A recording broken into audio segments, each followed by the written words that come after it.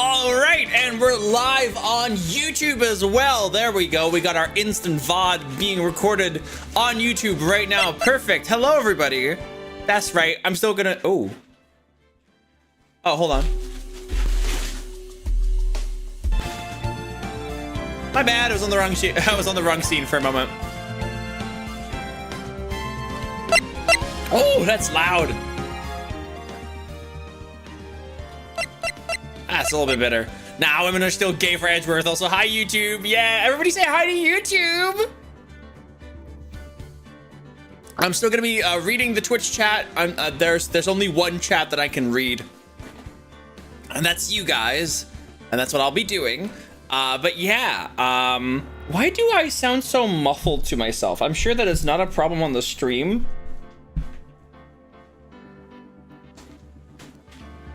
It's just a little silly.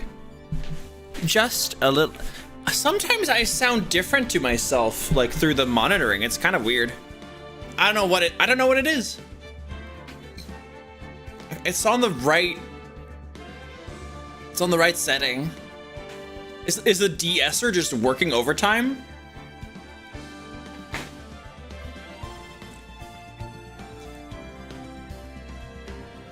De-esser. Okay. Now certain sounds sound a little bit clearer. It's weird. I mean, typically it shouldn't be an issue. But yeah, for some reason it sounded like my S's and like other like consonants are being muffled a bit. Anyway, does this sound good, everybody? I hope it sounds good. It should sound good. Yeah. Okay, good. All right. So everybody, I'm gonna continue to live dub Ace Attorney by myself. It's kind of my thing. It's a fun time.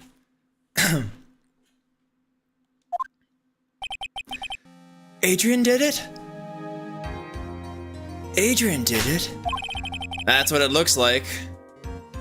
Oh, wow. It looks like Phoenix has already pinned it on Adrian. I did not get the feel for that. I did not, Dude, no way. That woman couldn't do it. That woman couldn't do anything like that. In court today, there will be a mountain of evidence that will implicate you. A mountain of evidence? I'm certain there is someone out there trying very hard to pin this whole thing on you. Please, Mr. Lawyer. Dude, like I said yesterday, I'm refreshing like a spring breeze, all right? I can't let any sort of scandal ruin that. I understand. Oh. Sorry. There's lots of little sounds in the background. Foxy's currently taking care of some laundry stuff. Hello, Rycario. Been a bit, and you've undergone some identity changes since you last hopped in. Used to go by Biscuit Birdie. Oh, damn! You have changed a bit. Dang. That is quite the change, actually. What are your pronouns right now? I'm not seeing any. I'm not seeing the. Yeah, no, I do have the pronouns thingy installed. Lucario is pretty good.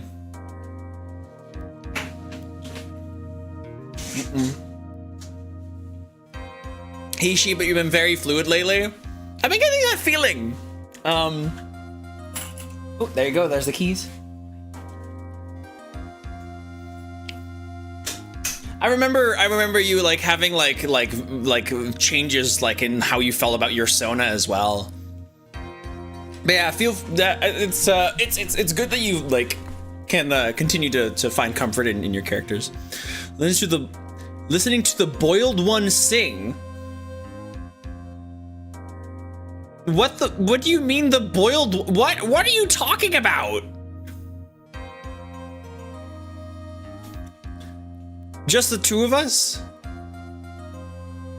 Oh, okay, hold on. Okay, you're listening to the boiled one sing just the two of us while watching this. I have no idea what that is.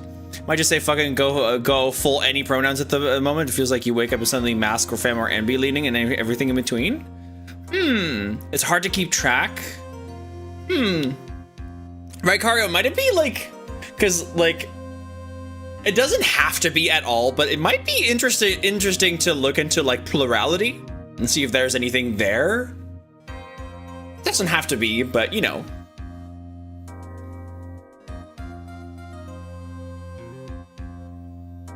Well, it's almost time. Mia! Mia! Help me!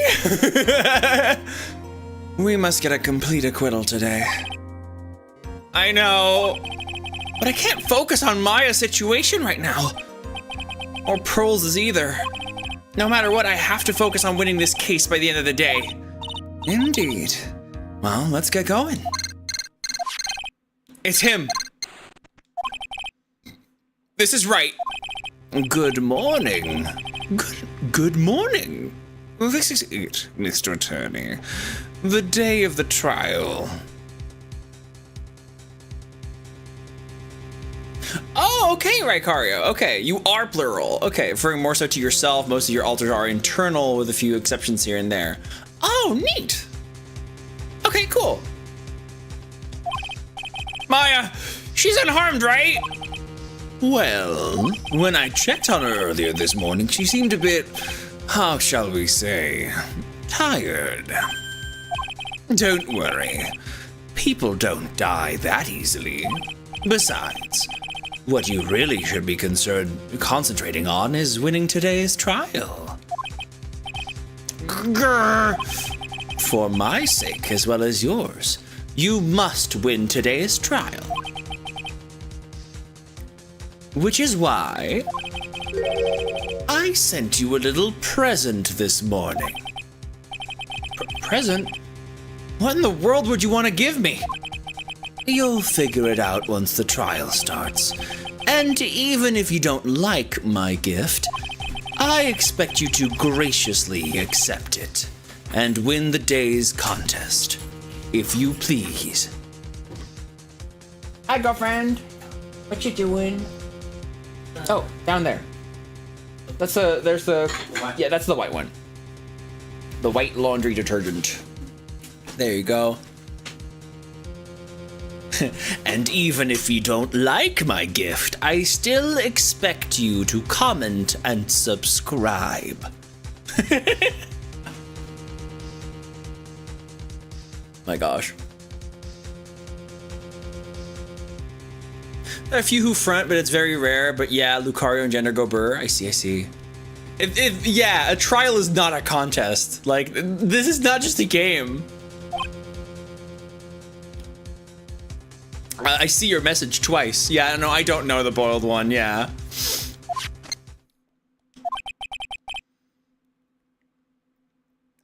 The kidnapper sent me a present. Mr. Lawyer Dude? Who was that?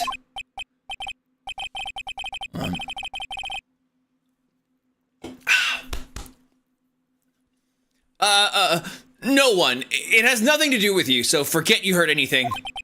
Dude, did your nose just get longer?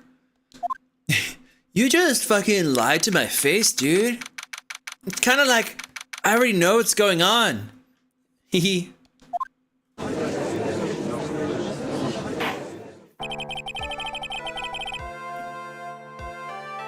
Quarter down session for the trial of Madame Guard. Are the prosecution and the defense ready? His voice changed a little bit. I gotta get myself back in the game. Harshing the vibe with the lies, dude. Come on, man. You gotta be refreshing like a spring breeze, dude. Oh, you're having species dysphoria, Ricario. Oh, damn.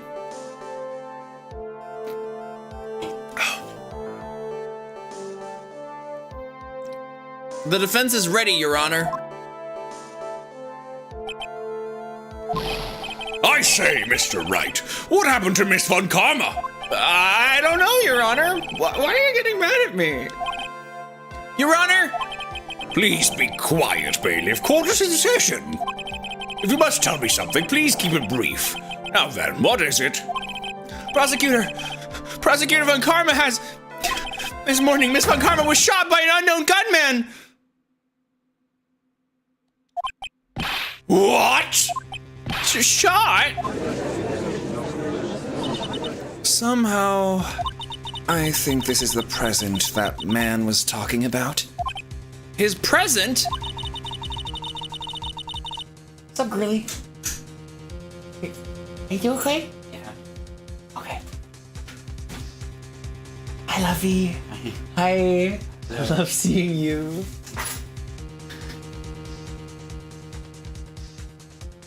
There we go. It smiles right back on her face.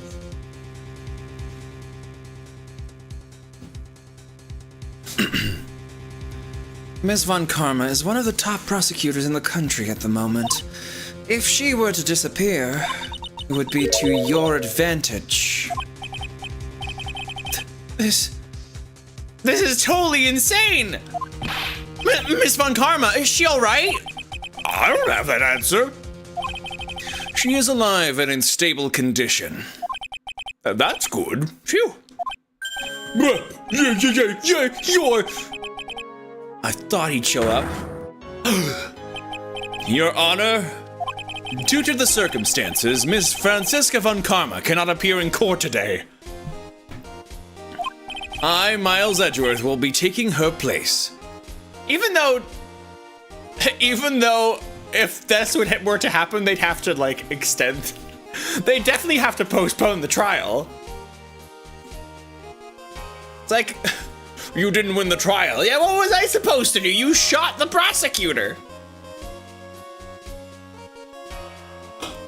But yes, it's our boy. Isn't Phoenix our boy?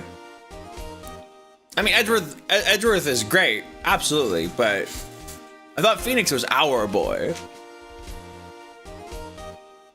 Things work differently. They do work differently in Japanifornia. Japanifornia is a very special place, one that I very much do not wish to live in. I, Miles Edgeworth, will be taking her place. The prosecution is ready, naturally. Damn, we're up against Edgeworth again! It's been a bit! Ms. Von Karma was shot in her right shoulder and is currently undergoing surgery. Luckily, I have looked this case over and I'm familiar with the details. The prosecution seeks to prove the guilt of Mr. Matt on guard. The court acknowledges the prosecution. Right? I finally found the answer I was struggling for on my long journey this past year.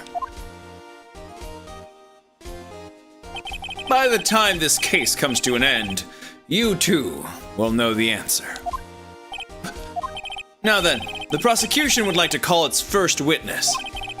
Please bring Detective Gumshoe to the witness stand. Witness, your name and occupation. My name is Dick Gumshoe, sir. I'm a detective down at the precinct for now. For now? After this trial's over, I'm supposed to turn in my badge, sir. Detective Gumshoe? The prosecution has no need for a depressed witness.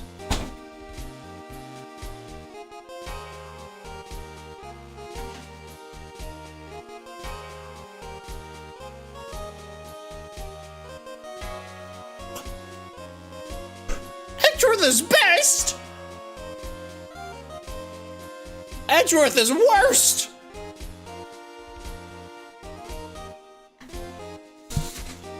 God damn!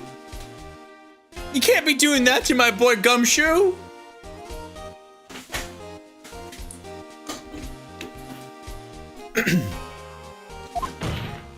Lift your head up and face forward like a proud officer, Detective Dick Gumshoe. Oh, that's better. Okay. Yeah, sure. Now, let's have your testimony. If we want to explore the various facets of this case, we must start with that. Get ready, Phoenix. This is going to be one very rough fight. Yeah, it would have to be with Edgeworth as my opponent. The answer he was struggling for. Interesting. Show me this answer you finally found, Edgeworth. Him getting fired may raise his salary, though. You know what? You're not wrong. Yeah, that's kind of weird, isn't it? The expressions have been around like since the model was made, so it's been around for a while. It's just that toggling to them is always tricky. It takes a bit.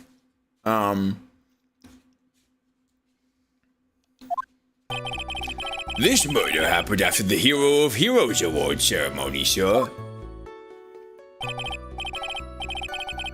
The victim, Juan Corrida, was found dead in his hotel room.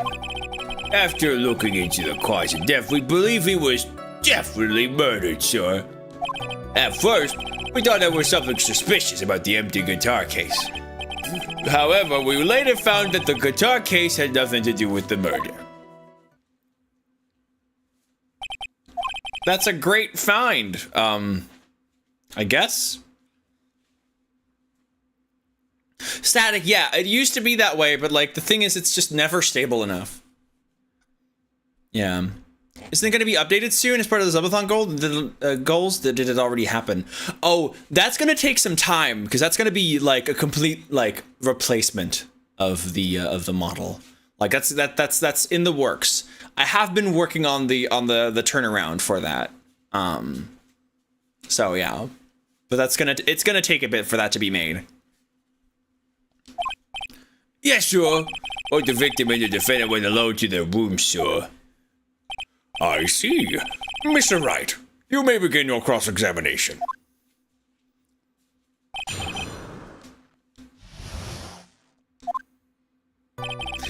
This murder happened after the Hero of Heroes Award ceremony, sir. Would you please give us a brief timeline of what happened after the ceremony? Okay, pal.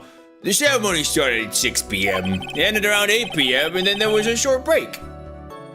The special post-ceremony show was supposed to start in the lobby 30 minutes later. And that's when the victim's body was found, correct? Which is to say, the murder occurred during that 30-minute break period. Please continue with your testimony, detective. My hair is getting in front of my face again, which means my face tracking goes off. Let's see, does that fix it? Yeah, it should fix it. The expressions are adorable though, they are. The victim, Juan Corrida, was found dead in his hotel room. Hold it! The person who discovered the victim's body was Adrian Andrews, correct? Yeah. Who is this Adrian Andrews you're talking about? She's the defendant Madame Guard's manager. She's a really pretty lady, sir. Oh, that's adorable, actually.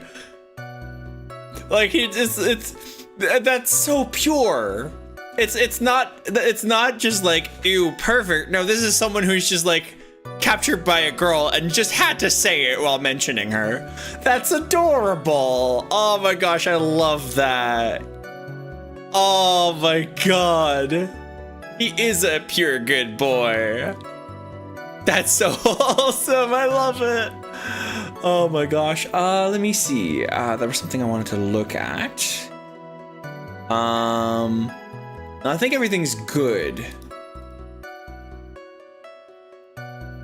Yeah, we are currently live. Apparently the YouTube stream has already gotten 6 views. Okay, for some reason I hear myself better now. I'm gonna crank up that de-esser a bit again because that's a bit too much. There we go, 20.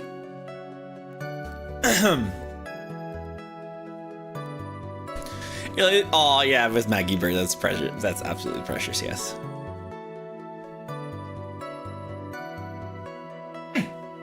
Everything okay? Yeah. Okay. Fair. Ah, so she's a pretty lady. I wonder if she will grace us with her presence. Okay.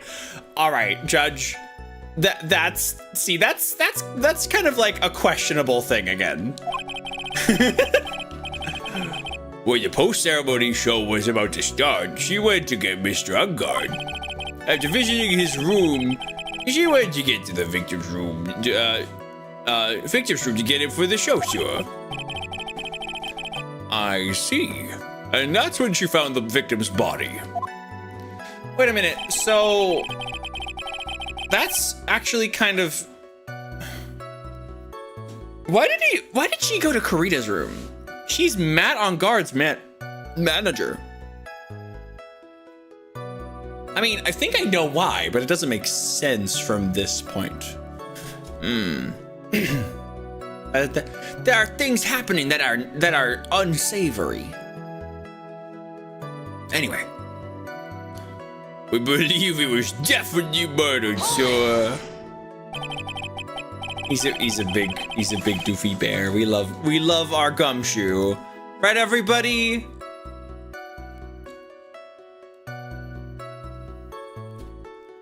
The cause of death, wasn't that because Mr. Karita was stabbed in the chest? Only a careless amateur would believe something so brainless as that, pal. Take a good, hard look at the crime photo. Now, a real pro's attention will be drawn here to his bandana. Ah. Banana.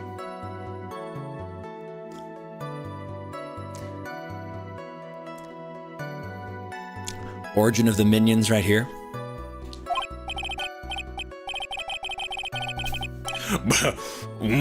Banana.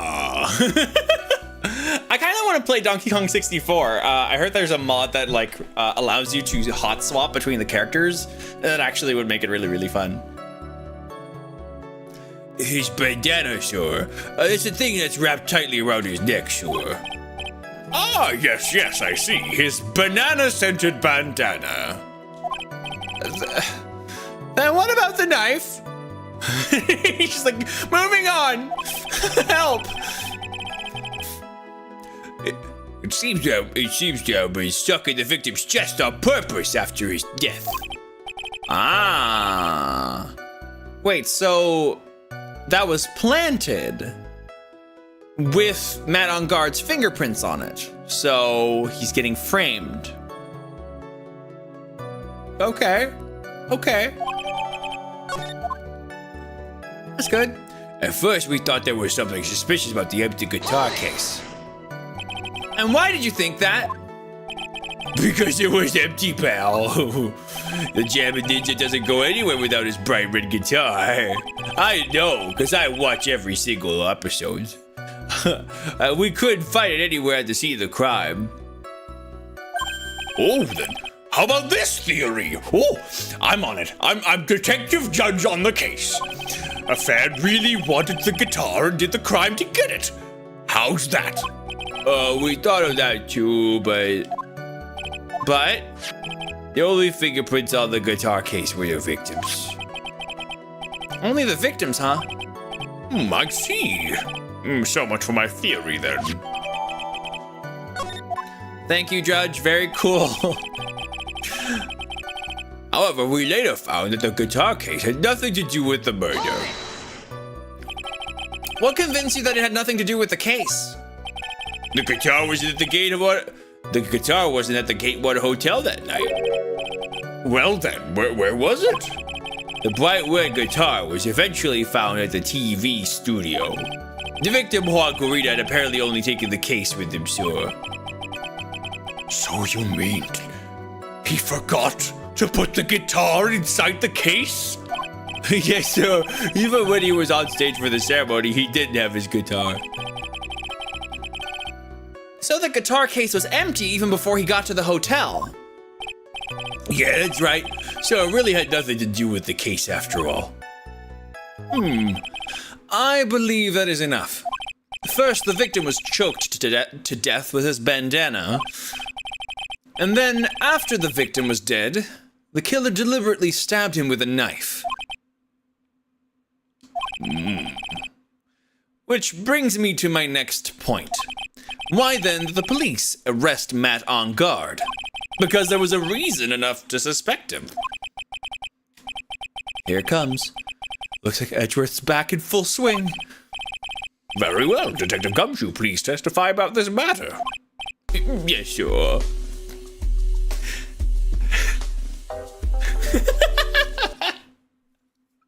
God damn it. How did he get killed? 28. 28 stab wound. Oh my god. Oh, that's funny.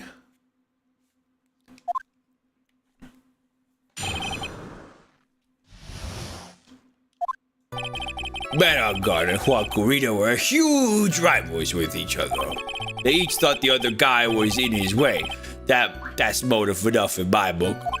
As for evidence, there's Jabba Ninja's butt.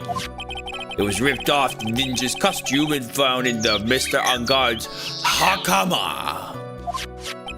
The defendant's fingerprints were also over the knife. The defendant bought the knife for the crime, which makes this a premeditated murder. Wait, what? Wait, are you telling me that the butter knives from the hotel need to be purchased? Wait, but no. Gumshoe, please. I don't, no. Why are you proving to us that you can't do your job? No.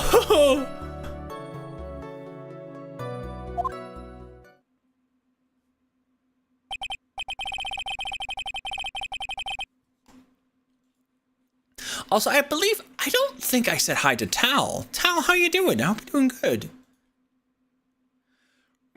So the defendant's fingerprints were found on the knife used in the stabbing. It was sort of sticky on the handle, so the fingerprints came out pretty query, so... Okay. And here's this button. That was found in the defendant's clothes, was it? Ooh, time for me to take a little break because of some exclusive content. And then I got real quiet. Let me play some music, which I don't think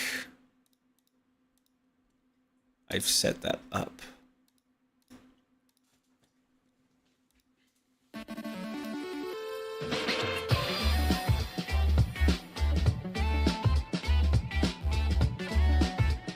Oh damn! Looks like my code stopped working because of high traffic on the Hi, API. Foxy is ready to chat. Foxy's back. This isn't nearly as epic as Bacon.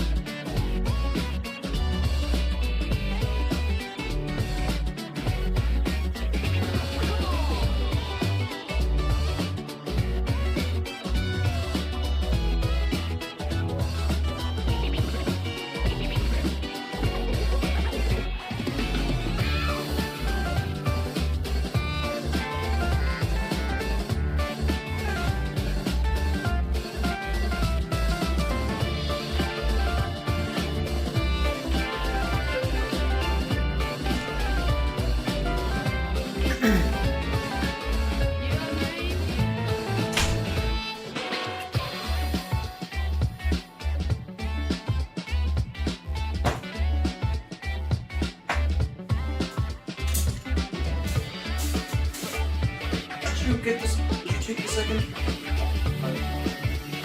Oh, here. What happened to that? There we go. We're gonna have a rum and coke.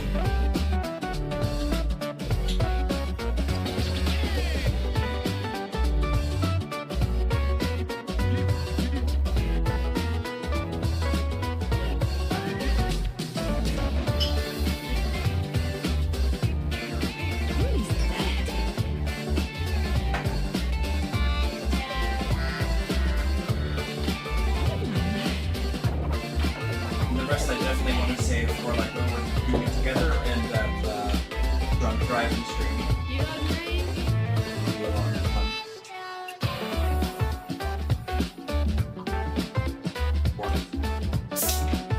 Doing okay, sweetie? Yeah. Very nice little relaxation after the finish.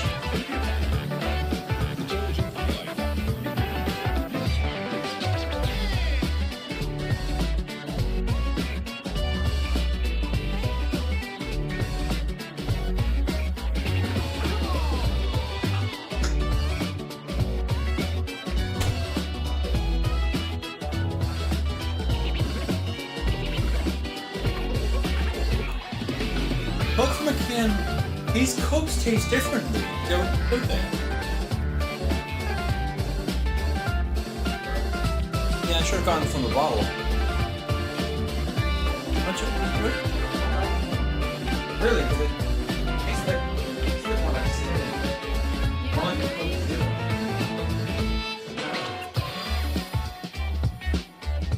Whatever. This is pretty good.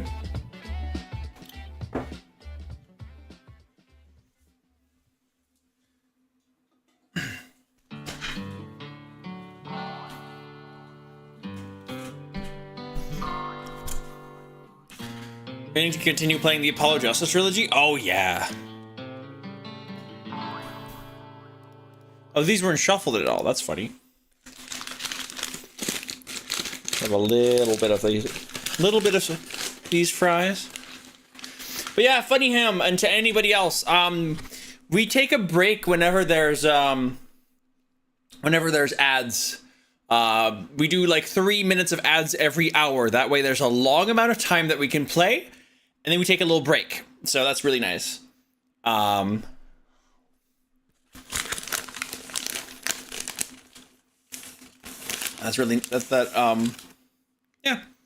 I like this way of doing it. And that way nobody has to miss anything. And we brand that little break as sub-exclusive content, because there's barely anything working. Barely anything that we're doing.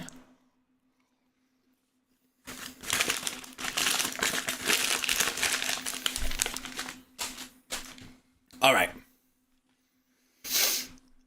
That was found in the defendant's clothes, was it? Hi, Moya. I'm doing good. How are you? And is this button also covered in blood? Yes, and we know that the blood on it is the victim's blood, sir. Yes, blood button. What? A blood button?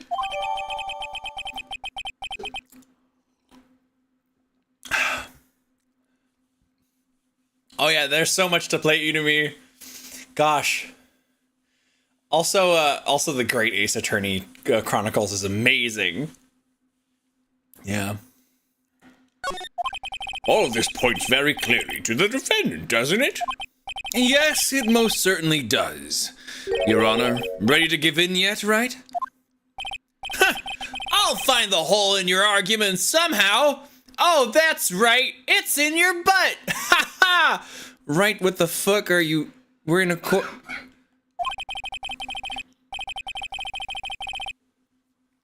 You can press as hard as you'd like. Just hurry up with your usual pointless questions. Grrr. I was today years old when I heard that. My God. Fucking the way I voice Phoenix Wright, he's like, I make him such a doof. Like, he always kind of sounds like a newbie because like I make him basically, I always make him speak too loudly, which is really funny. It is your birthday. You gotta work on your birthday. Oh no! Can we get some happy heckin' hatch days in chat for Miss Moya, everybody? Everybody, happy birthday for Miss Moya in chat. Do it now, please. Man, Angard and Juan Corrido were huge rivals with each other. But in terms of popularity, Mr. Angard won, did he not? Yeah. But you know what's ironic, pal? Juan Corrido was always one step behind Mr. Angard in everything. This year it seemed like he finally caught up, ready for the big final showdown.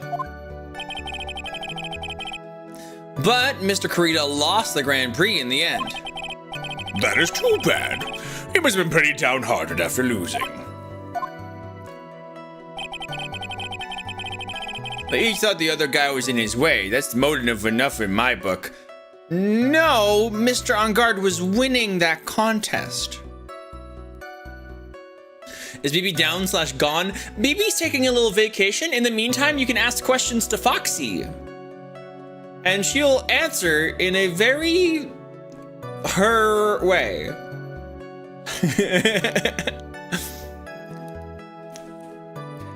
They each thought the other guy was in his way.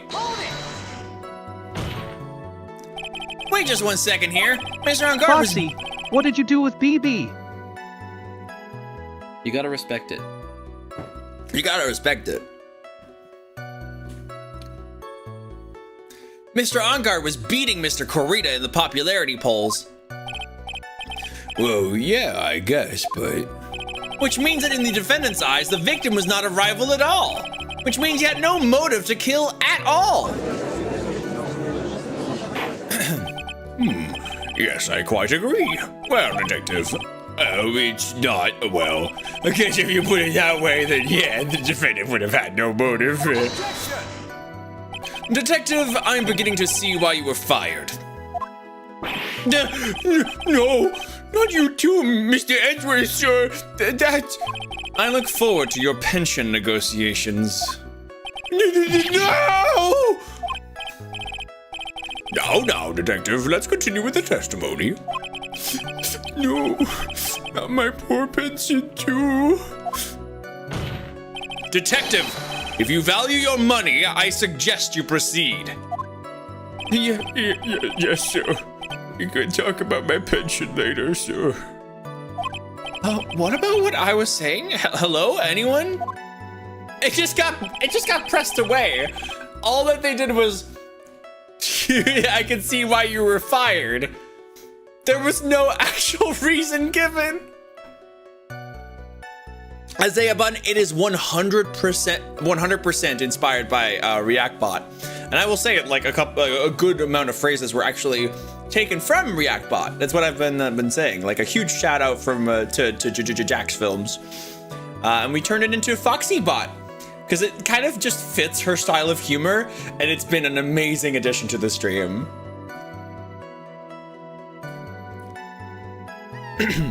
Salary cut to 0. Now they want the poor man's pension. It's so fucked. I'm gonna have to eat reverse instant noodles. Where I put the noodles from my mouth into the bowl, and then I pack them away.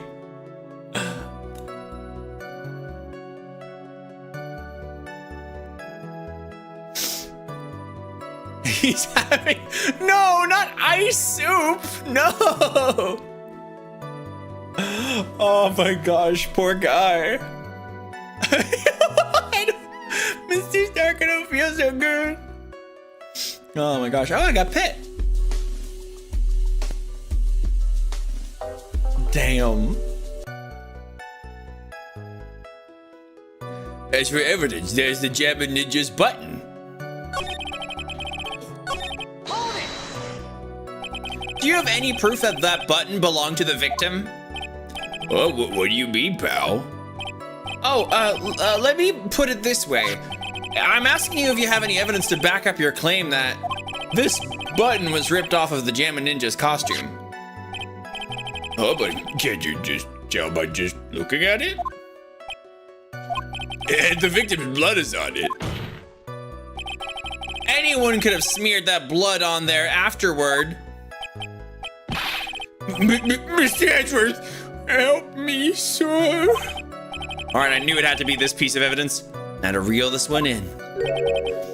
Thread. Huh?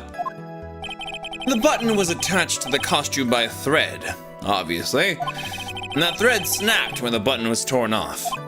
If you match up the ends of the thread on the costume with the thread on the button, it's a perfect match. Yeah, they're a perfect match, pal. That's Edgeworth for you. Never misses a beat.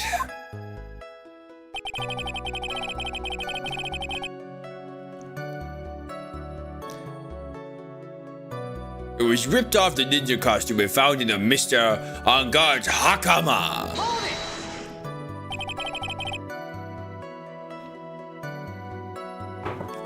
When was this button found? Pretty soon after the body was found, we rounded up everyone who knew Mr. Kurita, and then we did a search on them all, and that's when we found the button. So it was almost immediately after the murder. The police didn't have the free time to lollygag and play tricks, unlike some people. Hey, what is he trying to say about me here? The detective defendant's fingerprints are also over the knife. How are the fingerprints arranged on the knife? Huh? What do you mean, pal? By examining the fingerprints, you can determine how a defendant held the knife. For example, did he hold it normally or overhand? Oh, is that what you meant? Well, we didn't actually think of that. Can't believe the bumbling of this apartment. Hopeless. Were you paying attention to the testimony, right? The defendant's fingerprints were all over the knife. And there's no way to determine how the knife was held at the moment of the murder. So the defendant the owner of this knife then. The defendant bought the knife for the crime, which makes this a premeditated murder. What?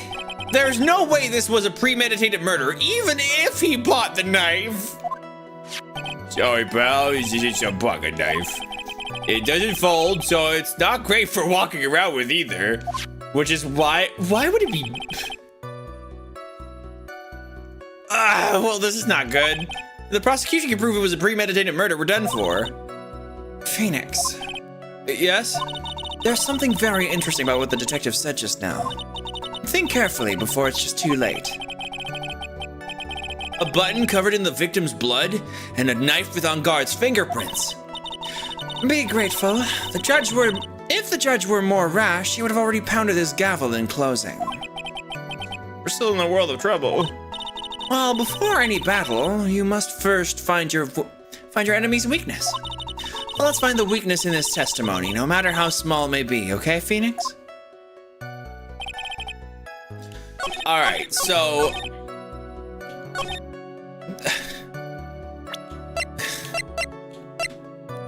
Gatewater is engraved. Good thing the judge is a highly suggestible idiot. That's right. I don't think you'd have to be able. I don't think you'd have to hypnotize the judge in order to make him do the things you want him to like do.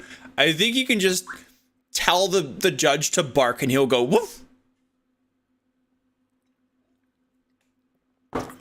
That may have actually happened in one of the games.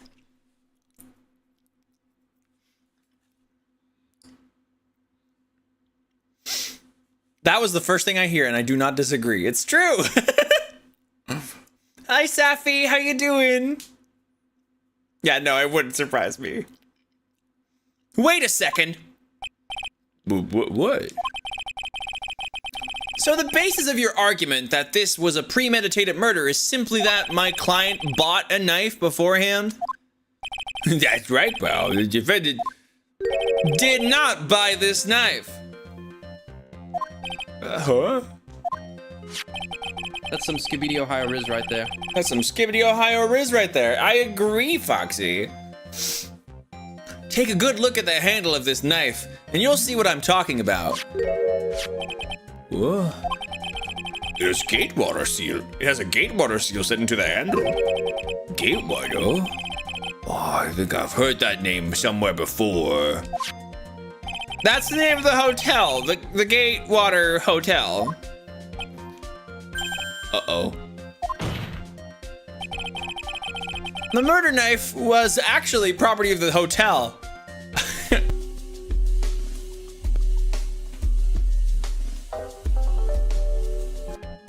I love that he refers to it as the murder knife. Oh no. Which means this murder was not premeditated. Yes, that is very true. This is a very big...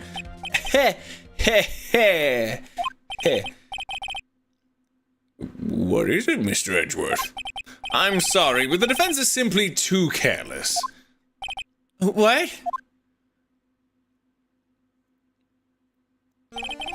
I think whether the crime was premeditated or not has already been determined. How so?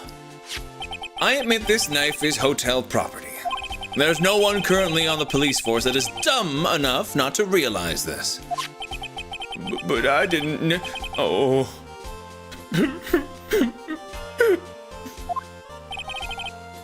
The question is, where did this knife come from? Why, that's obvious. It came from the victim, Mr. Corrida's room. Sorry, Your Honor, but that is incorrect. The victim ate a last meal before he was murdered, with that being the case. Sorry, the victim ate a last meal before he was murdered. With that being the case, it was on the meat bone. I would like to draw the court's attention to what is on the top of the table. There's a knife and a fork on the table on this picture that you beamed into my mind. Then, where in the world did this knife come from? If it pleases the court, I would like for us to recall the room of the defendant, Mr. Matt on guard. Especially what was on top of his table. There is something missing. Perhaps it is a single knife? We investigated the leftover dishes for fingerprints, and while we were investigating, we came to the conclusion that Mr. Matt on guard's knife was missing. Mr. On guard had gone to the victim's room with the knife he had used during dinner. Why would he carry a knife on a visit? To kill, of course. And with that, I believe the prosecution has proven this was a premeditated murder.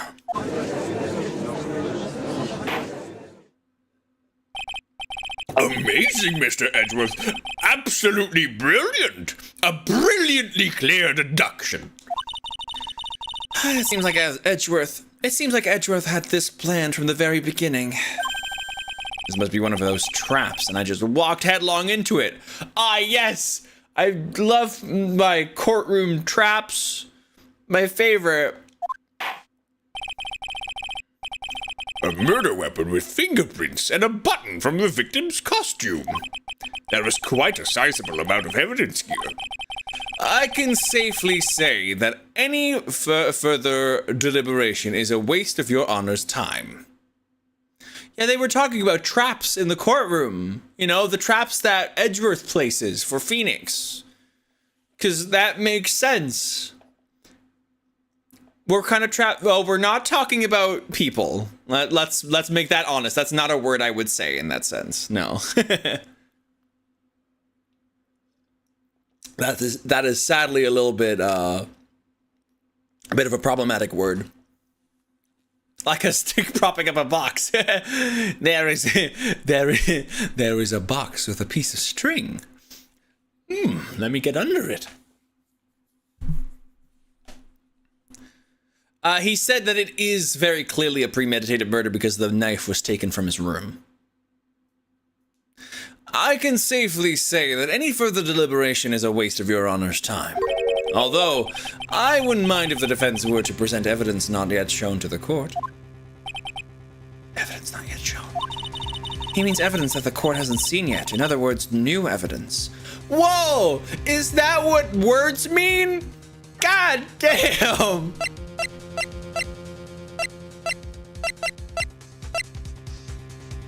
I don't think I have anything. What does this defense have to say about this, Mr. Wright? Well, Phoenix, the judge is favoring the prosecution right now. If we answer with something wrong here, the gavel of his will be ringing out the sound of our defeat. Mr. Wright, do you have something important and necessary to present to this court?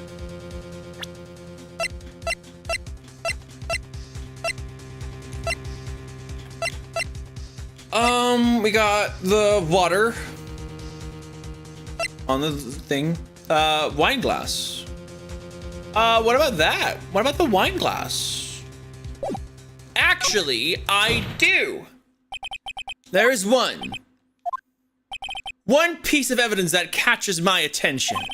Something that this court has yet to see. Mr. Wright, I will say this one more time. I do not feel this trial needs to continue at all.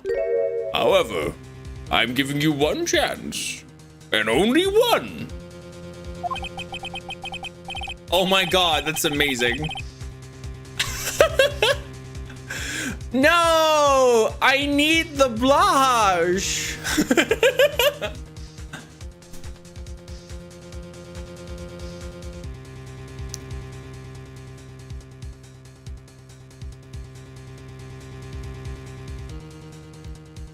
What the judge is saying, right, is don't try pulling out one of your usual bluffs here.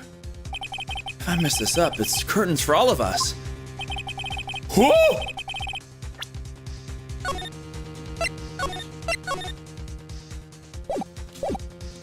You may now present one and only one piece of evidence.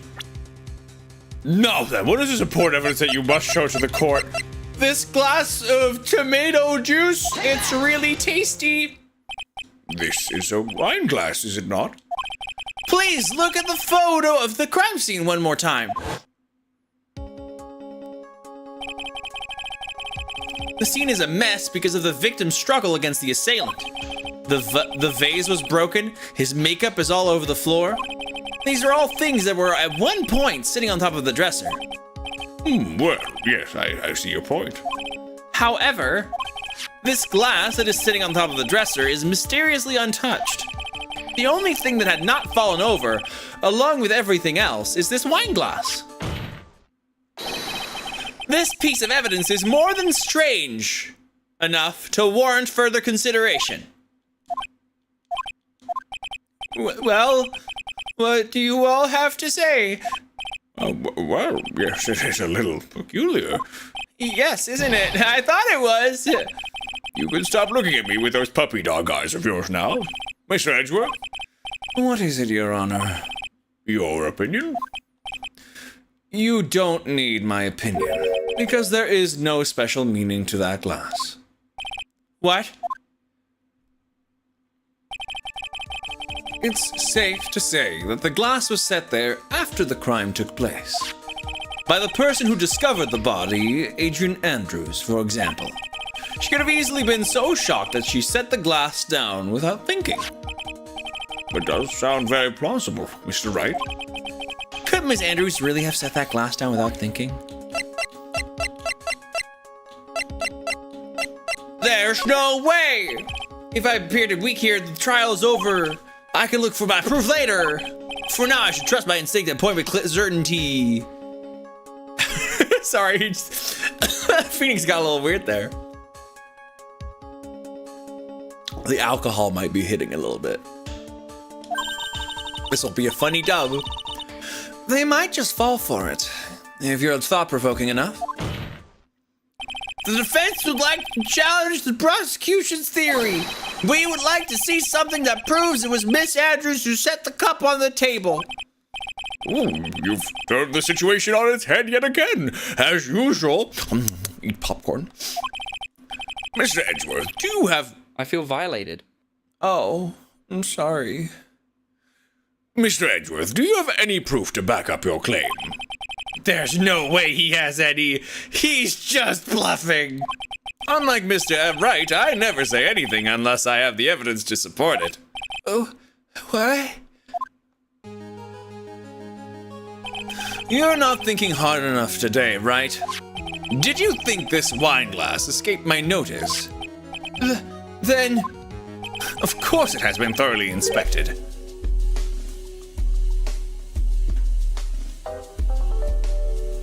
No. Of course it has been thoroughly inspected. For fingerprints. Fingerprints? There are only one... Why are you talking like that, Phoenix? Anyway, there were only one set of fingerprints left on this wine glass. Only one? Well, whose were they? They were not the victims nor the defendants. Rather, they were of one Adrian Andrews. What? That is why I said that the person who had discovered the body had left it there. Are we done here, Mr. Wright? I can't believe I fell into another trap. Miss Andrews was probably holding the glass when she went to see Mr. Corrida. But upon seeing his dead body, she was stunned and set the glass down on the dresser. What you just said makes a lot of sense. Tisk, tisk, tisk. Now do you see, Wright? You can't change any part of my scenario as it explains everything all too well. Grrr. I've thought long and hard this past year about what it means to be a prosecutor. And from here on out, I will show you the answer I have come to discover. Wait a second, Mr. Edgeworth. I think the prosecution has provided enough evidence for me to enter my verdict. Unfortunately, I cannot allow you to pass judgment yet. The prosecution has yet another witness we would like the court to hear from. Another witness? Yes. Deuces! Thank you for the follow, our precious piece. Peep. Wow. Yeah. Yeah, the rum and coke is hitting me. Yeah, yes it is. I should probably have a glass of water in a bit. Bailiff! Please bring the next witness. What in the world is Mr. Edgeworth thinking?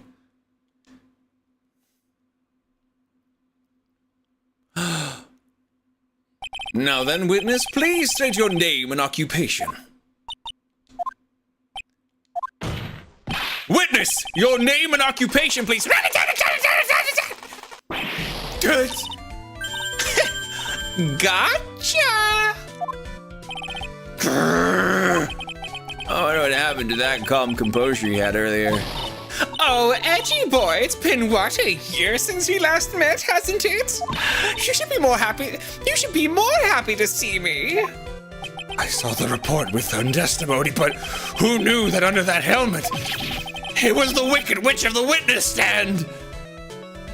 I tell you, this time I know what I'm supposed to do. Oh boy. I love that. The Wicked Witch of the witness stand. I've forgotten about that line. That's so good. Oh my god, that's so good. Oh my god, that's amazing. I tell you, this time I know what I'm supposed to do. So today I'm going to tell you anything and everything. Even things that don't have to do with that terrible crime. Miss Witness, that terrible crime is all this court needs to know. Oof! Shush! I'm talking to my dear Edgy Wedgie right now. Don't interrupt us, Grams! Yes, madam. No, please. By all means, interrupt her, please. Anyway, witness, your testimony, please. It's true what they say, that youth are hot-headed nowadays. Not that I mind at all, Edgy. Now then, what should I start with? The witness was on security detail at the hotel on the night of the murder. Is this correct, Miss Oldbag? It was a great job being able to see my dearie Juan. It was almost too much for my little heart to handle. You mean you were a fan of the victim? Look, everyone is crazy over that on guard, saying he's cute in a fresh way or something. But not me. I wouldn't say anything so silly. After all, I have no interest in a little child like him. I'm only interested in a real man, Juan Corrida. But the two were the same age. God damn. Also, hello, Star Drake. How you doing? Hope you're doing lovely. Oh my god. Anyway, as I was saying, I was pacing in front of his room that night. What? That. Whoa. You parasocial little bitch. You stay away from a person's room like that. Oh my god. Holy shit. Oh my god. More like old creep. Oh my gosh. Terrible. Also, hello, Macalor. Welcome in. Hope you're doing lovely. Very well. Please tell the court what you witnessed at the night of the murder. Leave it to me, Edgy Poo. Please don't call me that.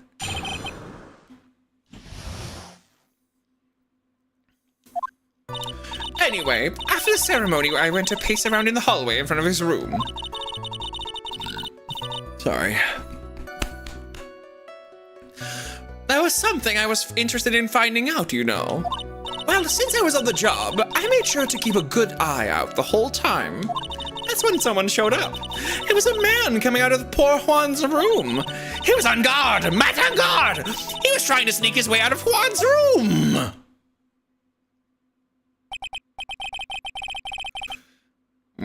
So Mr. On Guard came out from the victim's room. See, it has to be him. He's the murderer. I see. Well, Mr. Wright, you may begin your cross-examination.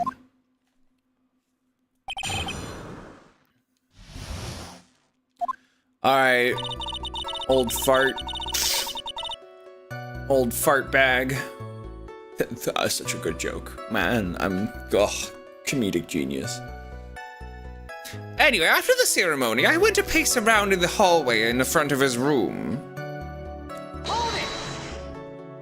Miss Oldbag, what was your post on that night?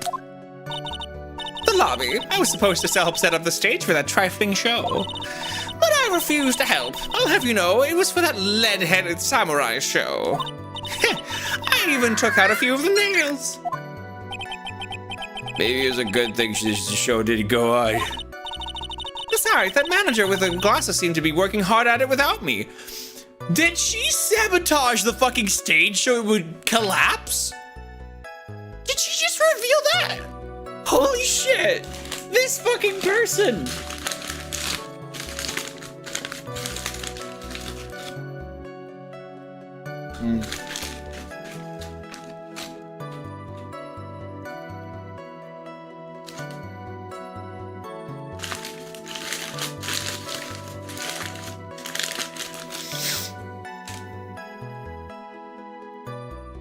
Isn't that attempted murder people die in stage collapses? Interesting. I wouldn't say necessarily, but it's definitely like an attempted harm. Gam Gam is the murderer. Get her ass. God damn. Hi RFM, how you doing? I gotta grab a glass of water right now.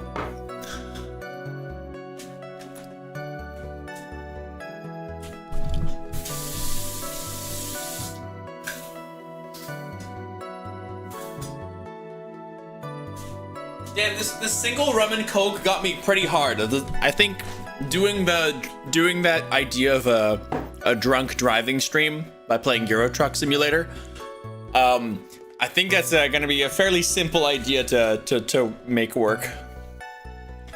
Hello from Switzerland. Don't you always say that, Extreme Lucario? Hi, from the Netherlands. I just saw the most ingenious clickbait title ever. Do you want to hear it? Yes, I do. I'm tired, yes. Yes, you do. I'm obsessed with their hair. Really? Omori and God of War are basically the same game. If you ignore every single aspect of the game that is different. Oh my god, that's hilarious. That is really fucking funny.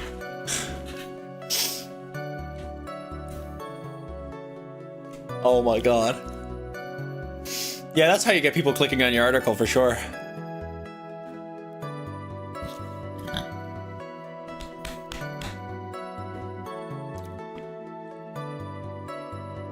Oh my gosh. Yeah, it's like the third time Inumi. It's like a hard drive title. It sure is. Oh my gosh. Besides, we should do like a stream in which we just like read Hard Drive and Onion articles. I think it'd be really funny. Besides, that manager with the glasses seemed to be working hard at it without me. So I thought I'd take a break and spread my wings a little. And that's when you went to hang around the victim's door? That was something I was interested in finding out, you know. Something you were interested in? And just what was that? It's not some little thing I could just go around telling everyone, you know. It's top secret between me and Juan. And Edgy Poo, of course. Mr. Edgeworth, what is this thing she was interested in?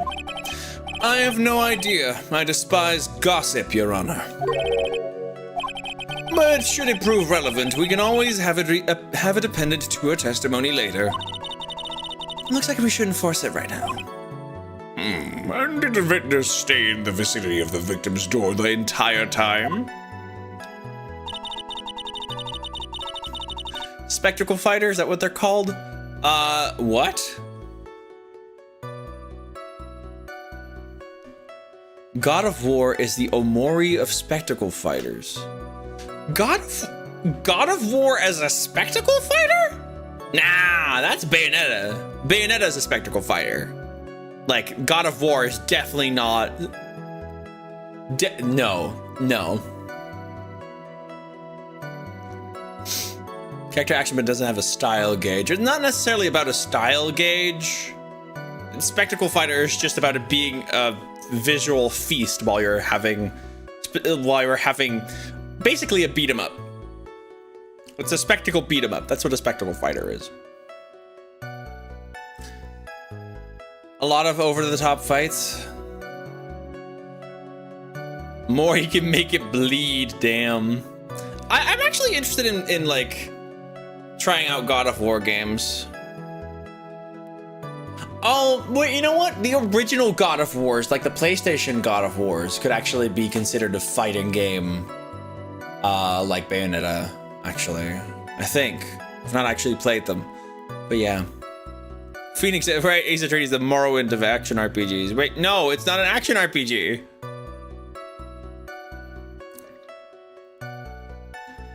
That doesn't make sense. Well, since I was on the job, I made sure to keep a good eye the whole time. Oh, then would you tell us the number of people who went in and out of Mr. Kurita's room? I have no idea! I wasn't born so I could count things for those who didn't pay attention in class. That's why ever since I turned 20, I quit keep track. That's why ever since I turned 20, I quit keeping track of how old I really am.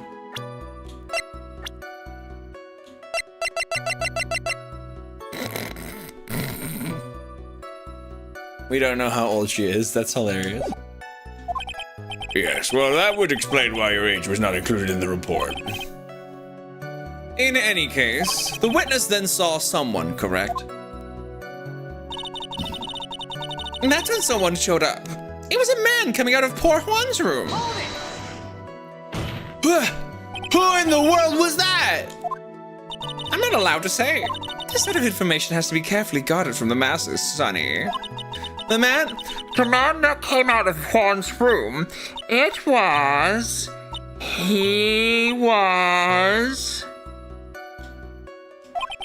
Yes, he was. I'm too scared. I can't say his name out loud. Oh, I wouldn't give to have Francisca's whip right about now. Well, I guess I can tell you, since he was such a bad boy anyway. He was on guard! Man on guard! He was trying to sneak his way into Juan's room! Out of Juan's room! Oh, fuck, I pressed the wrong button.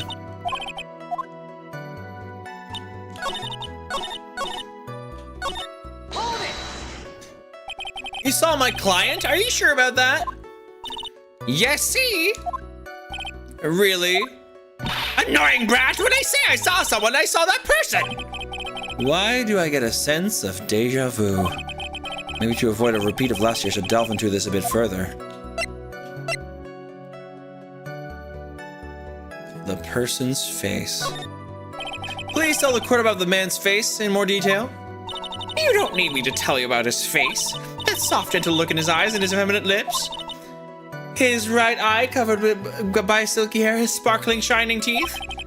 His teeth were shining? Well, he's shining all around in this week's pinup poster, dearie.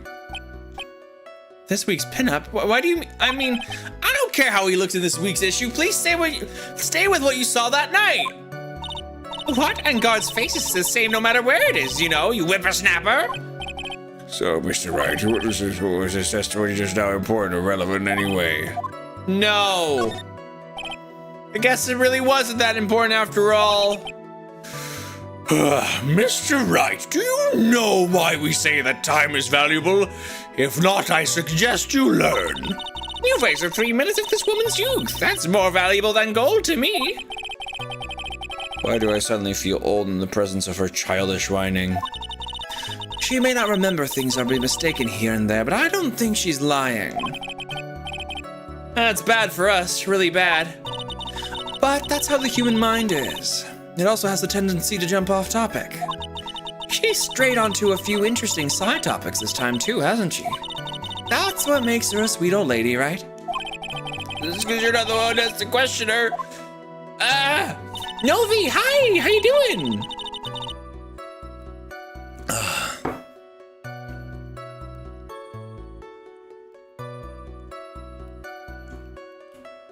We love seeing a Novi.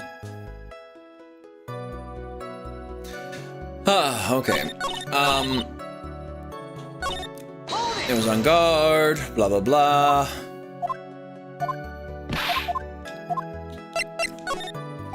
Please tell the court about the man's clothes in more detail. What a troublesome man you are, really, as if something like that matters. But it does. Not what was it? Oh yes, it was that thing. What thing? That gaudy thing he's always wearing, that racing jacket. Wearing that at the detention center too. That thing's meant for nothing but seducing women out of their pantaloons. Men! Right. Mr. Wright, was this testimony... No. I don't think she's speaking the truth at all. I think she's fucking lying.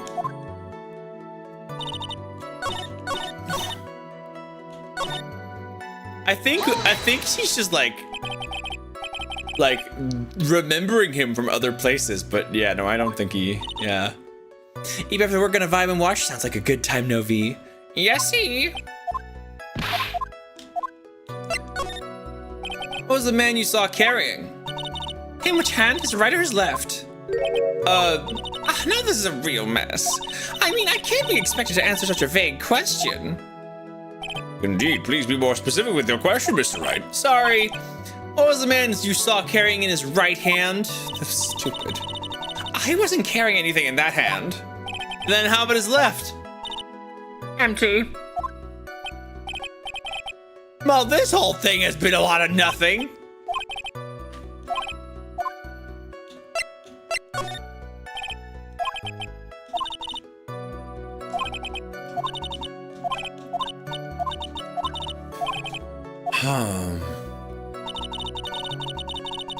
Let's take a look. He was wearing his hakama. Which means he wasn't wearing his racing jacket.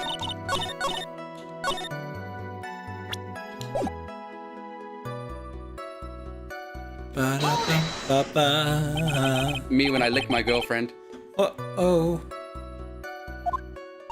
Hi, Zune, how you doing?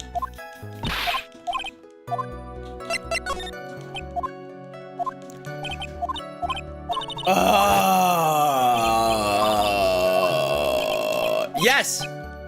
Was that testimony ever relevant? It was very important, Your Honor. I'm not drunk. Yo, Timothy, thank you for the raid. How you doing? Objection. I got nothing. I appreciate it. Thank you. Appreciate it. How you doing? Hello, everybody. Thank you so much for the raid. Hello, Timothy. Hello, Tikri. How's it going, everybody?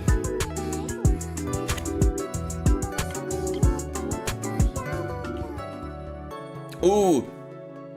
Interesting, but that's gonna be for your name change, right, soon? Heck yeah. It's a D with a decree, yeah! We love to see it. I hope you're doing absolutely wonderful.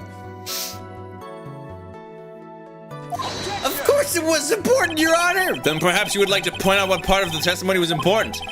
Don't you see it, Edgeworth? Your Honor, I request what the witness said about the jacket be appended to her testimony. I don't quite see where you're going with this, but all right. Witness, please. Oh my gosh. Hello, Oms. How's it going? Hello, Yuki. Hope you're doing lovely. Brain is fried, but you finished all the holidays art winners. Let's fucking go. Oh, well, I don't like to badmouth anyone without reason, but if I must. He was wearing his flashy racing jacket. Honestly, it's all just for show. Turns out, that's stupid. Miss Old Bag! Well, Edward look like David Bowie. Does he look like David Bowie? I don't know if he looks like David Bowie. Hi, Timo. Miss Old Bag! What? Don't say my name for no reason! Do you know what this is? It's really funny leading into the the kind of drunk speech for him. Not that he is drunk, it just makes him sound like an amateur and a dipshit. I'm sorry to hear that, Yuki. I hope the stream makes you feel better. It's button number 2 of the Jabba Ninja's costume! Now I know she's an obsessed fan. She identified it in a single glance. Give it here! Give it here! If you don't give it to you, if you don't give it to me, I'll punish you with this! Wow, she really is a diehard fan and want a button covered in blood. This button was covered in blood and discovered on Mr. Onguard's body during a full body search. Haha. See? This button proved beyond a doubt it was Rascal Onguard. It was caught up in the pleats of his nickel samurai Hakama pants. See? And Onguard is a nickel samurai. Witness, now it may just be me, and I do have an active imagination, but just now, didn't you say that the defendant, Matt Onguard, was wearing his usual racing jacket? I'm so sorry. Sorry that you judge people based on what they wear. If I wore the trendiest stuff, but instead I have to put up with wearing this ridiculous outfit. You agree this outfit is really heavy, right? I got a tape recorder stuck on my chest. Let me tell you, it's heavy. So heavy, I wish I would switch your CDs years ago, but I can't. That dream of life for all those kids out there. I work hard with a smile on my face, so you understand? Now, just take a look at the mirror. Your clothes are as interesting as a documentary on curling. You should take a tip or 10 from Eric Edgepool. He's got style. Now hold your tongue still there for a second. So what you saw in actuality was not Mr. Onguard, the man. I gotta take a sip of water. But Mr. Onguard, the nickel samurai? But when you think about it, they're really one and the same anyway. Miss Old Bag! Thank you, that unicorny princess, you sweetheart. 44 months of support, holy crap. Rather panic. Thank you so much. Miss Old Bag, this is a very important point we're talking about. We've been over this 1 year ago. Edgy Boo, don't you think so too? It might be something worth considering. Just say it's important and agree with me for a change. Witness, think carefully and try to remember as much as you can before you testify. All right, if you insist. I should be the one sighing, not you.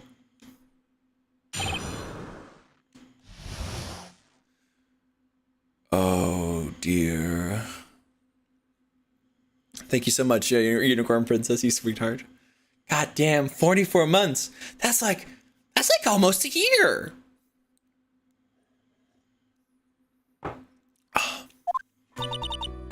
On guard, yes, now I remember. The Nickel Samurai, that's right, it was the Nickel Samurai that I saw. Yes, it would have been convenient for him to wear his costume during the murder. He had to go to that post-ceremony stage show right after the crime, you know. So he must have worn that Nickel Samurai costume when he was stabbing poor Juan.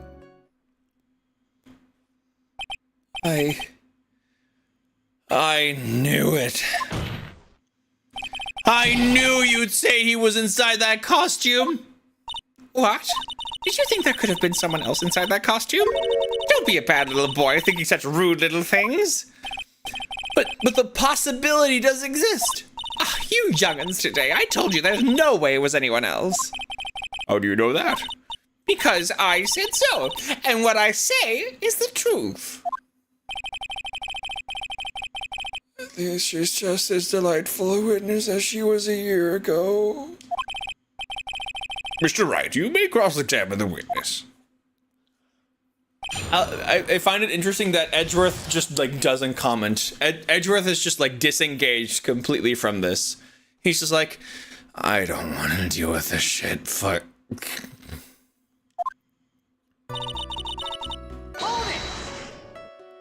Duh. Would you please get on with your testimony? Watch your language, young man. What sort of tone is that to take with your elder? My youthfulness isn't what it used to be, so you should forgive me for everything. If you keep barking at me like that, I'll start singing at the top of my lungs. Oh, what? A striking figure by the sea, standing all alone as he's the Nickel Samurai. She's actually singing Someone Help My Poor Ears. Mr. Edgeworth, can you please do something about this racket? Witness, I'll give you a piece of gum later if you'll be good and stick to the facts. Okay! You promise, right? Right, I'll be sending the bill for the chewing gum to your office at a later date. Remind me to send you a thank you note later too, Edgeworth, old chum. God damn. He's keeping composure at the very least. I'm not paid to deal with this shit. Yeah, right, Slime. Oh my god. Oh my god. Just off screen downing a bottle of whiskey to cope. Shit. The Nickel Samurai, that's right. It was the Nickel Samurai that I saw. Be a little more careful with your testimony, please. Not too long ago, you said he was wearing his racing jacket, and now he's not? Not too long ago. Then let me ask you this. When you were itty-bitty, what was your grand dream? What did you want to be when you grew up, whippersnapper? My dream, huh? Well, I wanted to be a Judge Wagner, hero of the public's court. So what? See? And look where you are now. You're not Judge Wagner, are you? Are you? Well, what I said earlier. Who puts any weight into things like that? The now is everything. I can't be held responsible for the past. Since when did the court become theatrics over testimonies? Phoenix.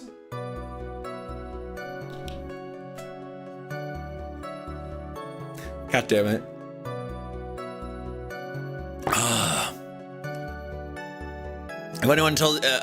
If anyone ever tells you to respect them simply because they are your elder, it usually means they have no good reason for you to respect them. That is very good wisdom, Timo. I mean, it won't always be the case like that, but yeah. If it really is the only reason, then yeah. He's not drinking it with Coke, he's downing it raw. I had a good rum and Coke earlier. And it definitely hit me. I'm definitely, so like, just so anybody knows, I'm definitely tipsy right now. I felt that one. I felt that one too. I felt that rum and Coke, yes.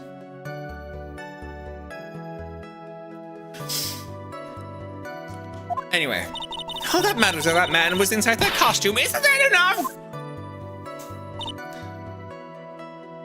Presselback's claim. Oh my god, did I just get a fucking. I just got an achievement for that. That's funny.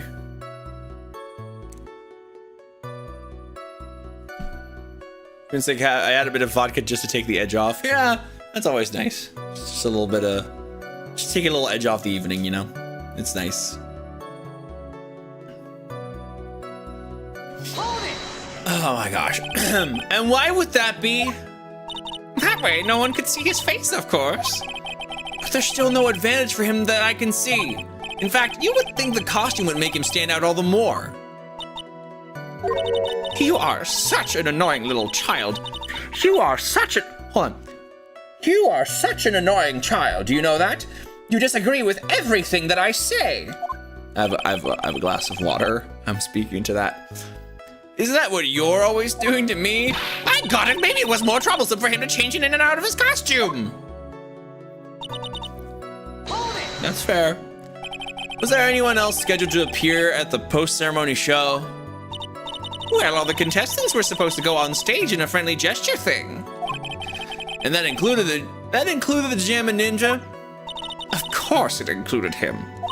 That's why when On Guard came out of dear Juan's room, I didn't give it a second thought. I see. Well, anyway. Ooh, we got some sub-exclusive content. We're taking a little breaky break. These fries aren't great without their salt, but they're a nice little bit of like mouth and stomach filling, you know.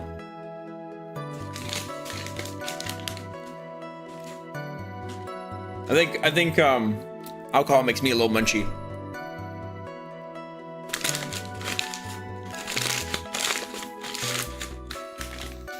Far from as munchy as weed makes me, that makes me seek out food.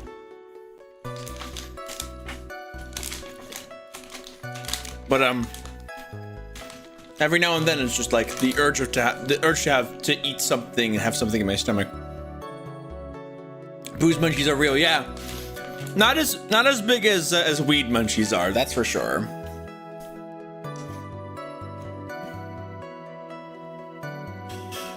Whew.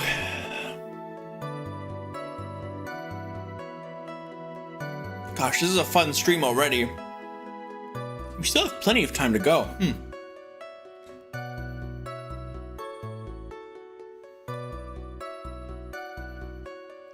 La la la. And yeah, Old Bag is definitely a piece of work. She's a whole character of her own. My God. Fucking Old Bag is special.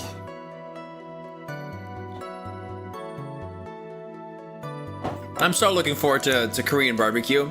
As soon as we were gonna have Korean barbecue like during the holidays, but Foxy's stomach hasn't been very good. So we're planning that for whenever she feels ready with her stomach to go out and have dinner.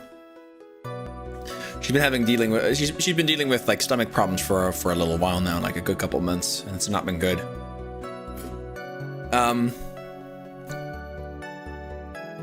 But yeah, is she wearing a robot costume? Oh my gosh. Yeah, it's like a weird, yeah, it is a weird like alien costume, isn't it?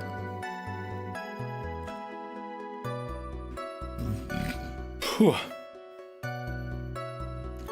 Yeah, but as soon as she's ready, we're gonna have Korean barbecue, and I really hope they have soju there. That would be amazing if we could have Korean barbecue with soju. That's the fucking bomb, all right? Like, that's the best. That's the fucking best. And Foxy has never ever had Korean barbecue yet. So that'll be a first for her, and I can't wait to see what she thinks of it. Cause Foxy is a trained chef, has worked in high-profile restaurants in South Africa. Like, she knows food. She's just never had Korean barbecue. So I can't wait for her to try it, and I want to hear her opinion.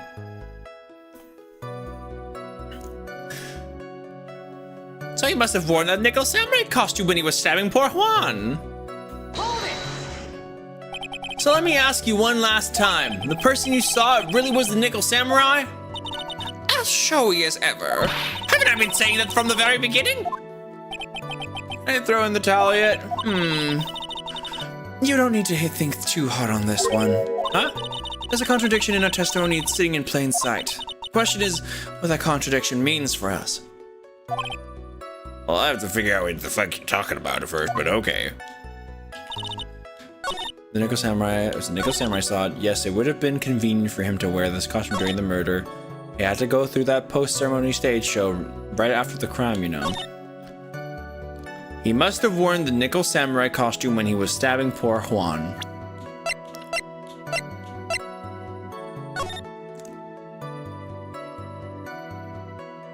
Not the most convenient thing to wear.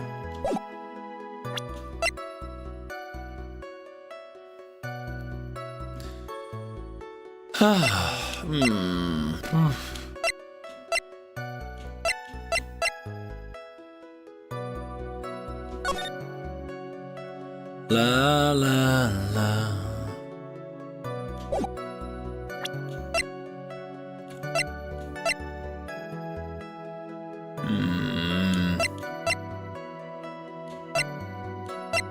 He was not stabbed.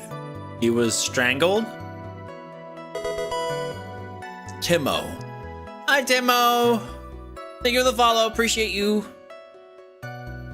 Gosh, I'm like conscious enough. Like the alcohol is definitely hitting me. Surprisingly hard. I don't think I'm drunk. But like I definitely noticed that like I'm saying silly things sometimes, things that I then like notice like, huh, wait a minute, why did I say hi to Timo? Timo has been here already for a little while. Why did I say hi? I should have just said thank you, you know, things like that. It's like I say things too fast for my own mind to keep up. What kind of rum was it? It was Captain Morgan Spiced Gold. Captain Morgan Spiced Gold. It's so good. Say it because you're a nice person. Oh, that's really sweet.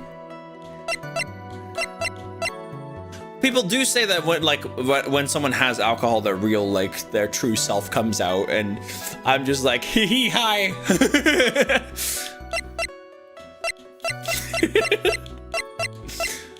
Let's see. I guess it's no, that's definitely not. Okay. Okay, hold on. The contradiction is in plain sight. Breezy's true self is so happy. I mean, I will say, yeah, no, that can't always be true because, you know, people get different types of drunk. I don't know. You get a little silly too? Yeah, everybody gets a little silly in some way. You get giggly drunk? I get happy and chatty drunk. That's what I get. True alcohol self is major goober. I mean, I do think most people are a goober when drunk, with the exception of people that might get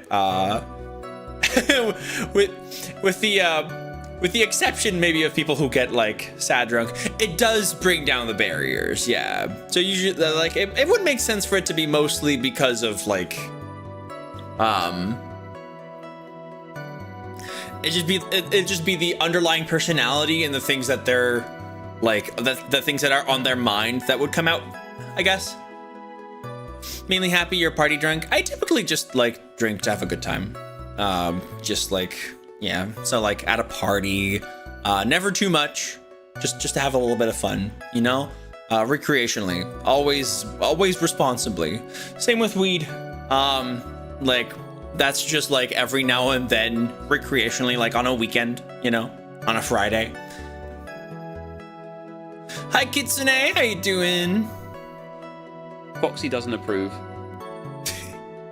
You've been drunk once and you've turned into a Canadian pirate. Your focus went so you're covering one eye to focus and kept apologizing for everything.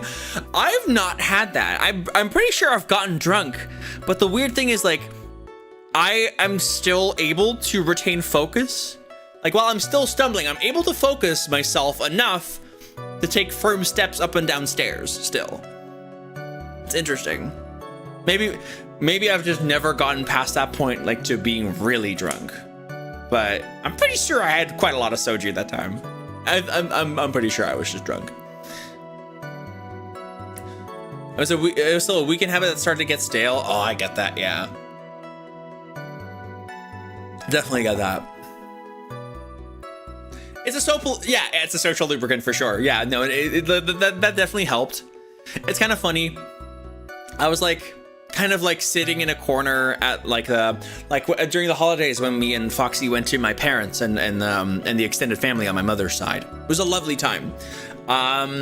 Yeah, no, it just helped me talk, like having a bit of wine and a little bit of a beer. Like initially I was just kind of like sitting in a corner, being a little bit like not like anxious, not actually like scared or like anxious to like, it was just like this feeling of like, I don't know, I don't really feel quite comfortable to go up and sit next to people to start talking with them, you know? But once I had a bit of booze, it definitely helped in that sense. I mean, yeah. I mean, I knew it gives you a warm fuzzy. I didn't really notice the warm fuzzy because I didn't have much. It was just enough to get me going, you know, to get chatty, you know? But yeah, it definitely helped. Anyway.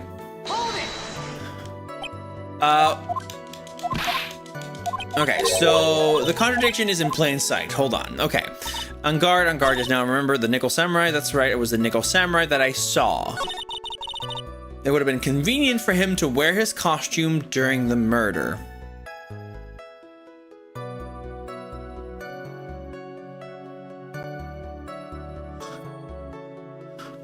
Would it? God damn it, I accidentally pressed that. Yeah, Miss Moya, for sure. And you know what? It actually helps making friends quite a lot. You have a beer or two sometimes when streaming, and with the pace of the stream, you don't end up stupid drunk. Yeah, because like, honestly, what I'm thinking right now is that maybe I've gotten a little bit too far, because I did a double shot of rum in my rum and coke. And I think the shot glass that I have is actually already quite large. That is already like basically a double shot worth, so it's 4 shots worth. Which might be a bit much. So next time I'm definitely gonna do less if I want to do this. With the exception of the idea to do the drunk driving stream, which is Euro Truck Simulator. I know I'm fine, Timo. I know I'm fine. But I also like to have a bit more stability, a bit more control over myself. Let's see. Ripped from the costume, covered in, yeah. Strangled with a scarf, then stabbed with a knife.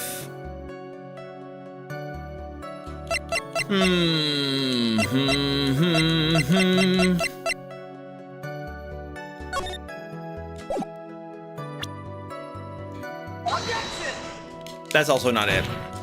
Gosh, it definitely doesn't look convenient to wear that during a murder.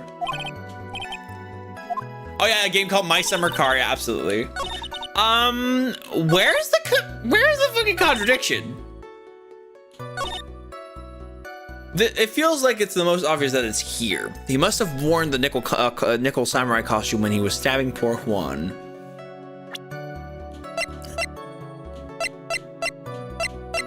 That or it's more convenient. Oh gosh, I have no idea right now. I'm getting stuck.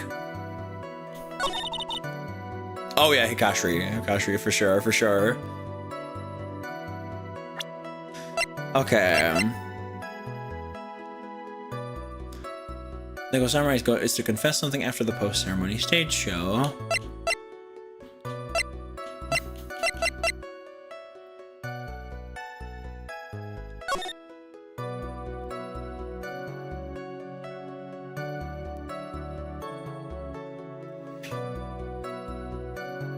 What?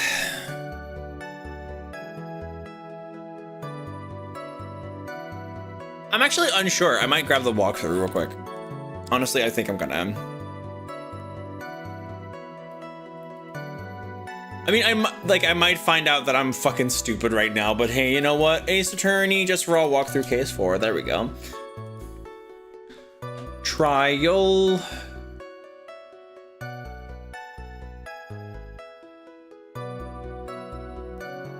Judge Wagner, yep.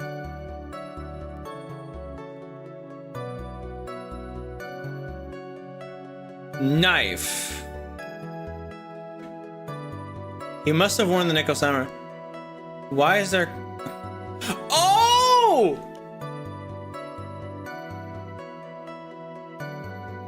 Thanks for cheering me up. I've been sick for the past few days, and this is the best I felt thanks to you. Aw, that's really sweet. Okay, it makes sense to me now. Okay, that took a bit to put that together. So the reason why we're gonna be presenting this knife is that it's got Mr. Angard's fingerprints on it. God damn it! No, I wanted to check. Ah! Okay, well, that sucks. Shit, I didn't mean to do that. No! Oh my god! I really am drunk. Like, I know what I want to do, but I got poor control. I wanted to say, this is what I wanted to do. Look, he's wearing fucking gloves on both his hands. There we go. Please take a look at this. Yes, so it's a knife. Big deal. If you're trying to scare me with that, I'll have you know I won't work. No, that's not my intention at all. That's the knife that was used in the murder, correct? Your Honor, do you know why this piece of evidence is important to this case? You don't even have to ask. It's because the defendant's fingerprints are on it. Is that what you're driving at? That is exactly what I am driving at. Haha. In my summer car. Anyway. What are we driving at? Whose car are we driving? If Mr. Angard was really in the Nickel Samurai costume at the time of the murder, then it's impossible for his fingerprints to have been left on this knife. Actually, he would have wiped all previous fingerprints on this knife right off. Oh, that's right. The Nickel Samurai wears gloves, doesn't he? He probably took his gloves off before he began the stabbing. Why the fuck would he do that? To leave his prints on the murder weapon? There's no way he would do something like that. However, there's one possibility. Then let's hear your possibility. It's very simple. The defendant went to the victim's room while in costume as the Nickel Samurai. At that time, the defendant held no intent to murder. He's probably just going to relax and talk with the victim about the stage show. No, Edgyworthy. He definitely took that knife with him from his own room. Do you remember? Silly boy. Silly little boy. Yeah. Go to relax and talk with the victim about the stage show. Which is why he took his gloves off. But the murder still did take place. It's well known that there was bad blood between the defendant and the victim. Sorry, I had a rum and coke earlier, Judge. Your Honor. Yes, I've heard that before. Well, Mr. Wright, what do you have to say about Mr. Edgeworth's theory? So let me get this straight. There's a contradiction. This theory contradicts something in an earlier testimony. What are you babbling about? Now, for argument's sake, let's suppose Mr. Angard was the killer. If that's the case, I think it's impossible for the killer to have gone to the victim's room without intent. Knife. Take that! Hey, Edgeworth! Hey, Edgeworth! Knife! Aw. Wait. Is that not coming through? There it is. Thank you, Timo. That's really sweet. Thank you. And that's your own sub too, so it goes to the plus. You need a high IQ for this one. Oh my god. I'm here. Can you let me go now? Oh my god. Hi. Hi, Fatal. Thank you so much. I really appreciate that. Heck. This knife. This was used by Mr. Angard at dinner. Yes, we did establish that. Which means that if my client was in fact the killer, then he brought this knife with him when he went to visit Mr. Kurita. I suppose. However, you just said it yourself. At that time, the defendant had no intent to murder. If that were true, then why would he bring a knife? He wouldn't he? Which means, Mr. Edgeworth, your theory was flawed from supposition 1. And one more thing. The threequel to Breath of the Wild is releasing in 2026. That's right. Just one more thing.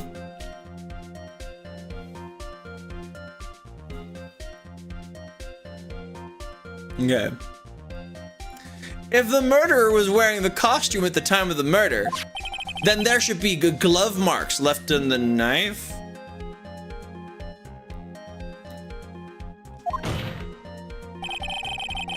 Which means the defendant's fingerprints should be on all over it like a bee's on a hive. And that brings me to my final point. This knife was planted by the real killer to hide their identity and mislead us. Columbo, one more thing. Order! Order, I say! Order in the court! Was this knife really planted by the killer? Why would the murderer do such a thing? To frame Matt On Guard. It's to frame my client, Mr. On Guard, of course. To frame? Aren't you forcing the interpretation just a little too hard on this one?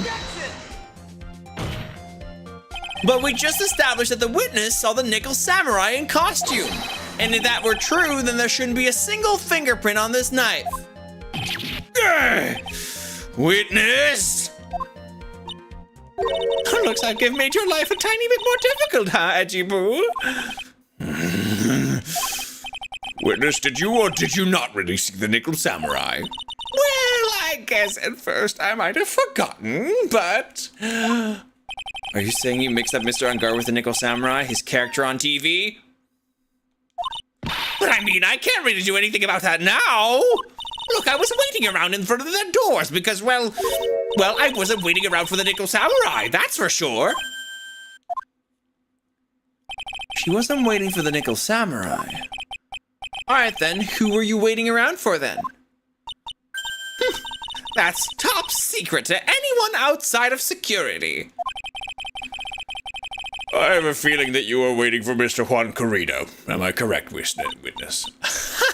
The way you think, you are a sad amateur with terrible case of nearsightedness. Amateur? Me? What am I an amateur of? I don't get it. By the way, if you've been enjoying this stream, consider subscribing. I mean, I know that Timo just already did, but yeah, no, seriously though, consider subscribing if you did, if you like this, because it helps me out with my rent a lot. Yeah, it gets you awesome emotes that I make myself. And also you get ad-free viewing to the channel, and also it gets us a little closer to me playing Tunic if we can get that goal before the end of the month.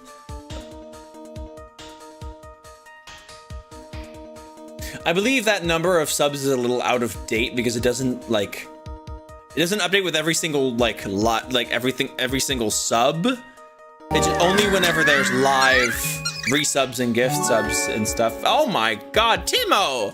Thank you, that's so sweet! Heck! With subs to Void Taffy, Jack Forlander, Exaler Gaming, Marvelous 23, and Basics? I'm gonna guess it's Basics, like bass guitar.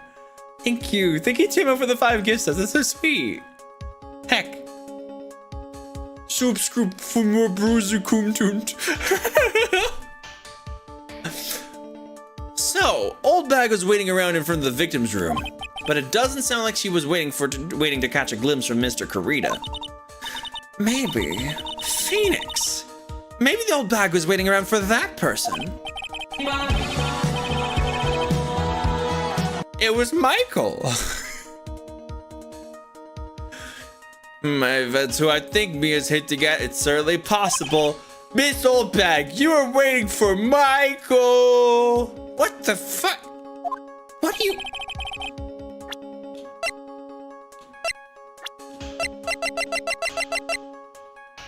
Take that!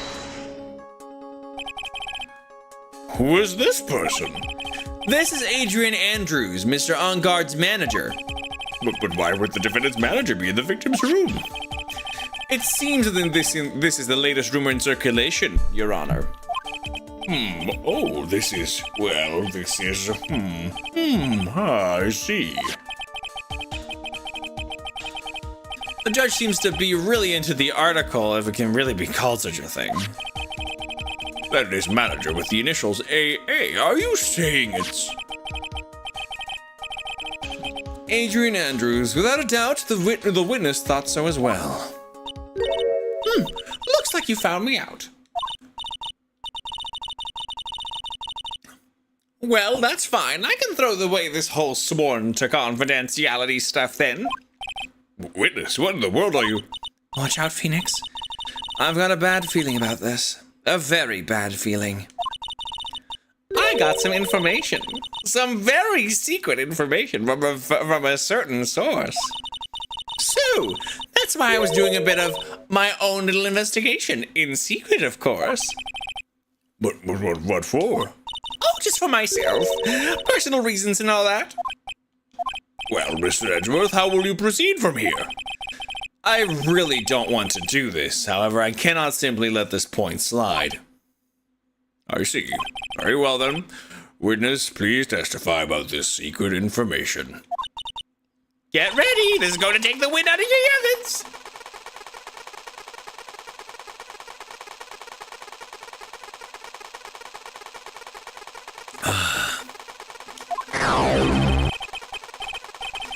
I'm sure we're all capable of handling this. Really, it's not like we're 10 years old.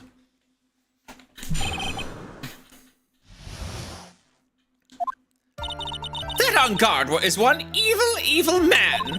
If he thought he could ruin my poor Juan by causing a huge scandal, so to do that, he sent his own manager to get in close with Juan. I cannot condone such dirty tricks, so I took action. Oh, and this is top secret. You got that? Nobody else but you and me know yet, okay? It looks like I was getting shot. Wait, what? What happened? Oh, yeah, because I was drinking, which means my hand and that glass were in front of my face. Yeah, that's what happened. Don't worry about that. The defendant said his manager? What a distasteful topic for this court. He's eating it up. What? Nobody's above gossip. And isn't there a saying? The truth is never pleasant. Old bag, also, I want to tell you that the thing that is most sensational doesn't have to be the truth.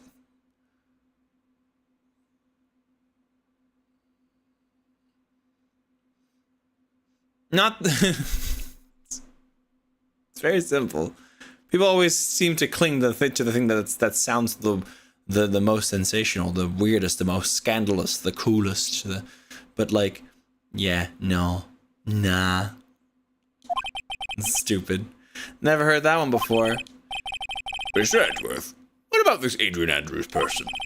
We have looked into this matter and found that the truth the article proposes is in fact baseless gossip. There we go. But should this be true? And this proves that the defendant did bear ill will towards the victim. So this means I have to smash this rumor once and for all. Now then, Mr. Wright, you may cross-examine the witness. Be careful. The old bag seems rather excited right now. That's right. God is nothing but your average foul-blooded youth. Well, as the old saying goes, you gotta burn old bags with fire.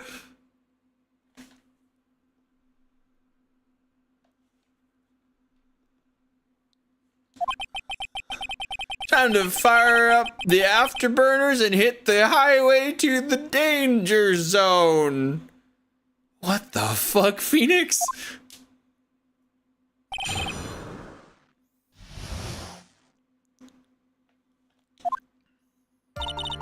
That on guard is one evil man. Top Gun. Oh no, he's finally cracked. No. You can't say something like that without...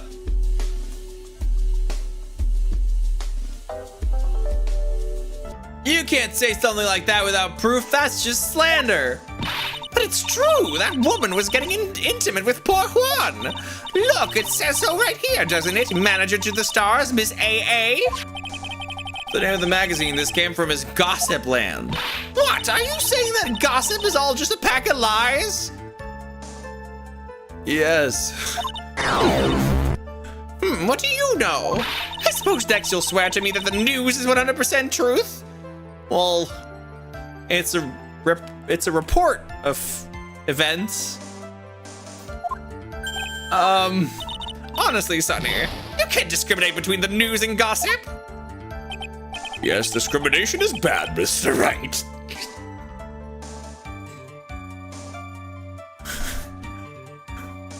Thank you, Your Honor. What a wise lesson we have learned today. What the fuck?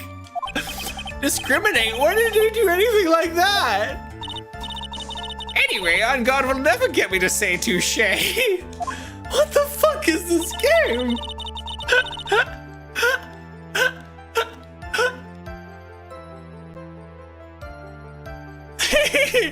He thought I could ruin poor Juan by causing a huge scandal. A scandal? What do you mean by that? You're a dim-witted one, aren't you? I can't believe you don't know what a scandal is. This game is clearly also drunk, also high. Hi, Diddy Moose. Good to see ya, hun. Hope you're doing lovely. Yeah, feels like it. Feels like it. By the way, kids, don't discriminate. That's bad. It's like, well, yeah, thank you. Honestly, what are they teaching kids in middle school these days? No, I wasn't asking what the word scandal means. Even I know that much. What do you mean? Well, that On Guard thought he could own a monopoly on popularity. All right, I got through this bit of testimony. Felt like the most logical thing because we have to press all these statements. We got through that press. Don't think just the cue. That doesn't always work that way. Sometimes you gotta find something in other statements. That's not how Phoenix Wright works. Oh my gosh. Hello, Shia Hunter. Hello, Melakar. Hello, everybody. Oh my gosh. Gotta stretch my neck. My neck is having a bit of an hurty. Oh, fuck. There. So to do that, he sent his own manager to get close with Juan. You don't have any proof that Mr. On Guard did any such thing. You must be suffering from shock, the shock of hearing the truth. And now, since you're in so much shock, you can't do anything right. You're right, I can't do anything, but boy, I do wish I could do something about you. All right then, Sonny, show me what you've got. Can you show me proof that On Guard didn't bear any ill will towards Juan?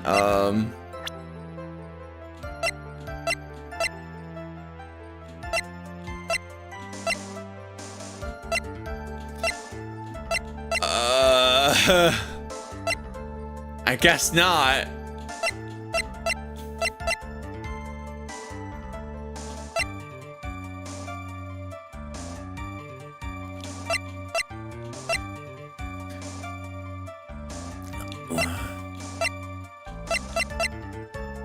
No. I don't have anything to offer.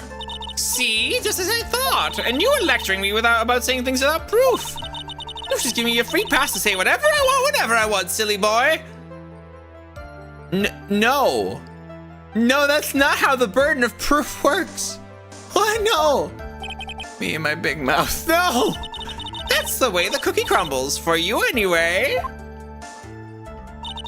I cannot condone such dirty...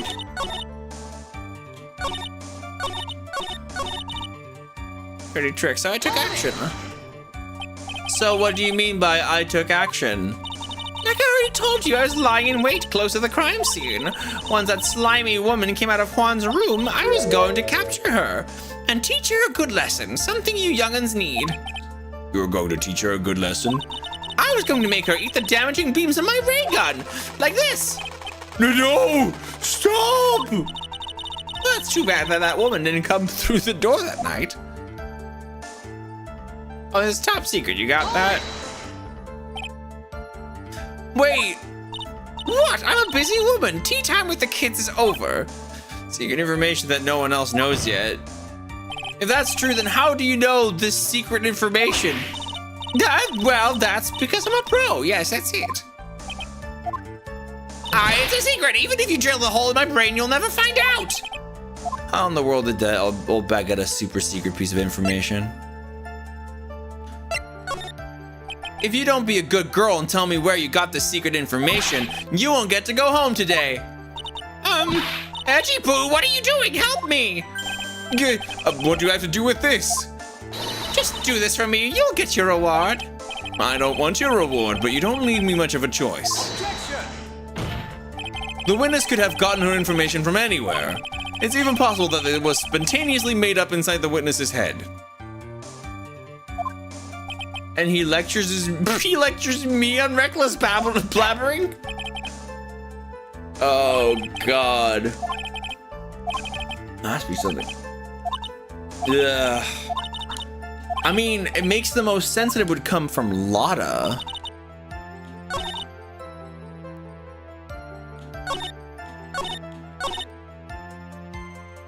Wait a minute. I have an idea.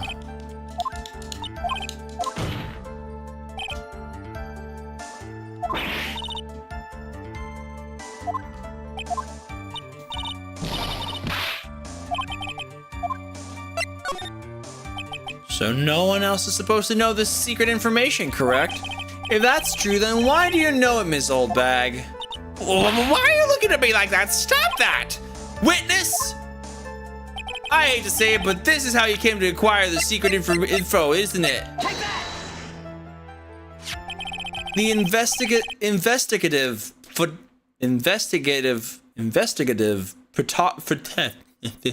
photographer. The investigative photographer, Lotta Hart. Oh yes, I remember that mischievous girl. She reported that she had lost a certain note that she had written to herself. She reported such a thing? On that piece of paper, she had written down some of her outrageous impressions about the relationship between the victim and Miss Andrews. What? Outrageous ideas, you say? No, I said impressions. Then everything written on this piece of paper is completely meaningless? Aha, that's it. That's the note. Aha! No, you see, this is something completely different. This is my top secret list of groceries to buy.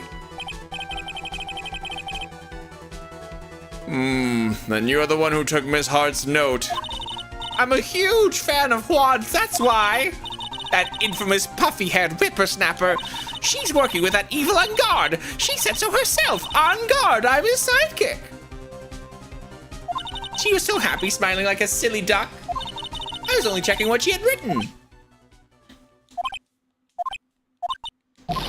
Edgy Poo, you believe me, don't you? I was only trying to help out like the angel I am. It's only a little piece of paper. I've never taken anything else before. You really should come with a supply of trees to match your vintage wine.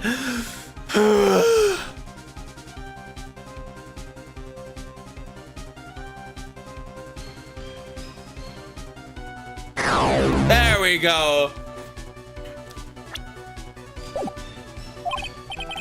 Well, it's only a piece of paper. I suppose you can overlook it just this once. She looks like she's really sorry. Should I forgive her? More pressure. If I let up on her now, she'll get away. I have to find some way to inflict a deafening blow to the prosecution. Witness, you said that the only thing you stole was that note. Is this correct? Stole? Why don't you listen more carefully, you annoying brat? I saved this piece of paper from the terrible, lonely trash can, that's all. You're lying, damn it, and I can prove it. Are you putting my credibility under scrutiny again? Miss Oldbag, I don't believe that the note is the only thing you stole that night. Take that! Miss Oldbag, that note was with a camera inside its case, wasn't it? Oh, thank fuck that health bar's going away. Also, hello, Yuki Bites. Hi, Pat. How's it going, you two? Hope you're doing lovely. A camera? Yesterday, Lotta Hart was raising a huge stink over her camera. She kept saying something like, my sweetie $1,600 camera disappeared on me. Why? Witness? What is it, Gramps? If you have the note, then it's only logical you have the camera too.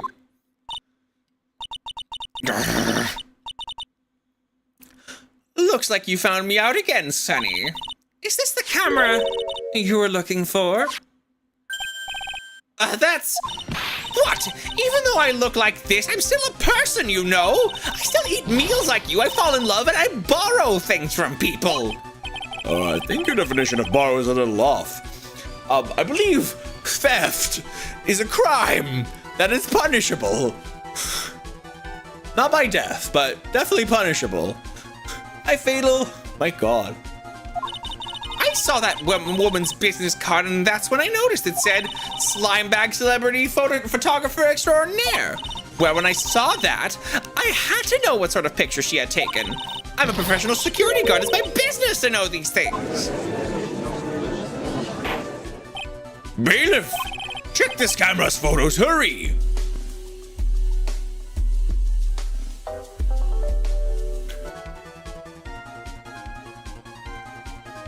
Listen, please don't report on that, okay? Like, that's the last thing I want to go to the press, okay? Listen, please. My credibility is on the line. Safi, no.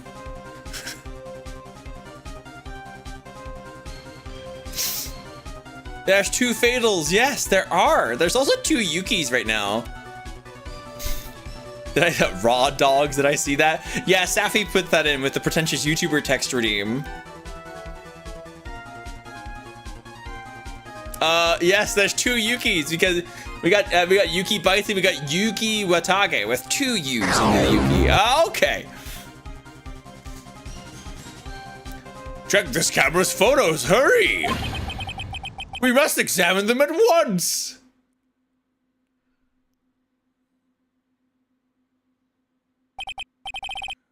Well, Mr. Edgeworth? I think Foxy... Oh no. Are we? I think it's having a bit of a stumble. Ooh.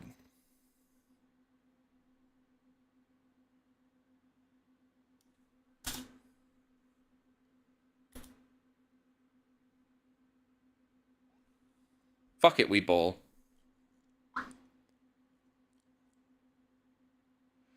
Ah. Sorry, Fatal. That one got eaten. I must have accidentally, like... I must have pressed F4 at one point? What? Maybe... I wonder if there's, like, a hotkey that's using the F4 key. I don't know why, because it started, like, listening for what I had to say. And it's so funny, because I'm seeing, like... I'm seeing the stuff I said from, like, Highway to the Danger Zone. All the way written out till now. That's some good fucking speech recognition. That's hilarious. I'm afraid so, Fatal, but we can have your points be returned to you. Savvy, could you please refund Fatal's last thingy? Yeah, thank you. Well, Mr. Edgeworth, what do we have? There's only one photo that seems to be relevant to this case. Please present it to the court. Oh no, it's the Nickel Samurai, and they don't fit in the fucking costume. See, I told you, that's the guy I saw. This proves that the witness was not lying earlier about this matter. What does all this mean, Mr. Edgeworth? This photo by itself does not prove that the person is the defendant. However, In his own confession, Mr. On Guard clearly stated that at the time of the murder, he was still in his Nickel Samurai costume. If that is the case, then this Nickel Samurai is... The defendant. Oh boy. Miss Oldbag. How did it come to this? I think this brings us to the end. We have examined every piece of evidence thoroughly. Final comments, Mr. Wright. The court will consider them before we close. Do you agree that this photo is decisive evidence against your client? No. No, it's not. This photo that Lotto took, there's something strange with it.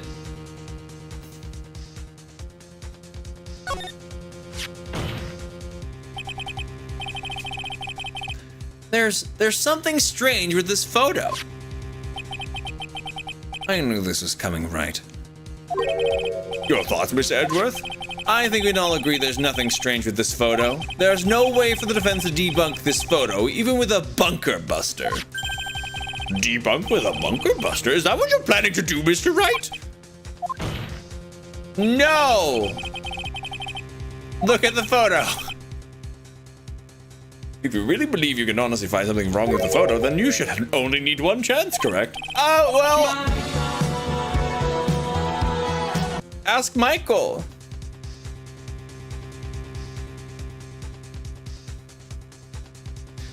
I have to go find something wrong with the photo. I can't let this chance go by. Where the heck did she take this photo from anyway? It's all out of focus. Why can't she take a good shot, especially when it counts? Now then, let's hear your objection. What about this photo is strange?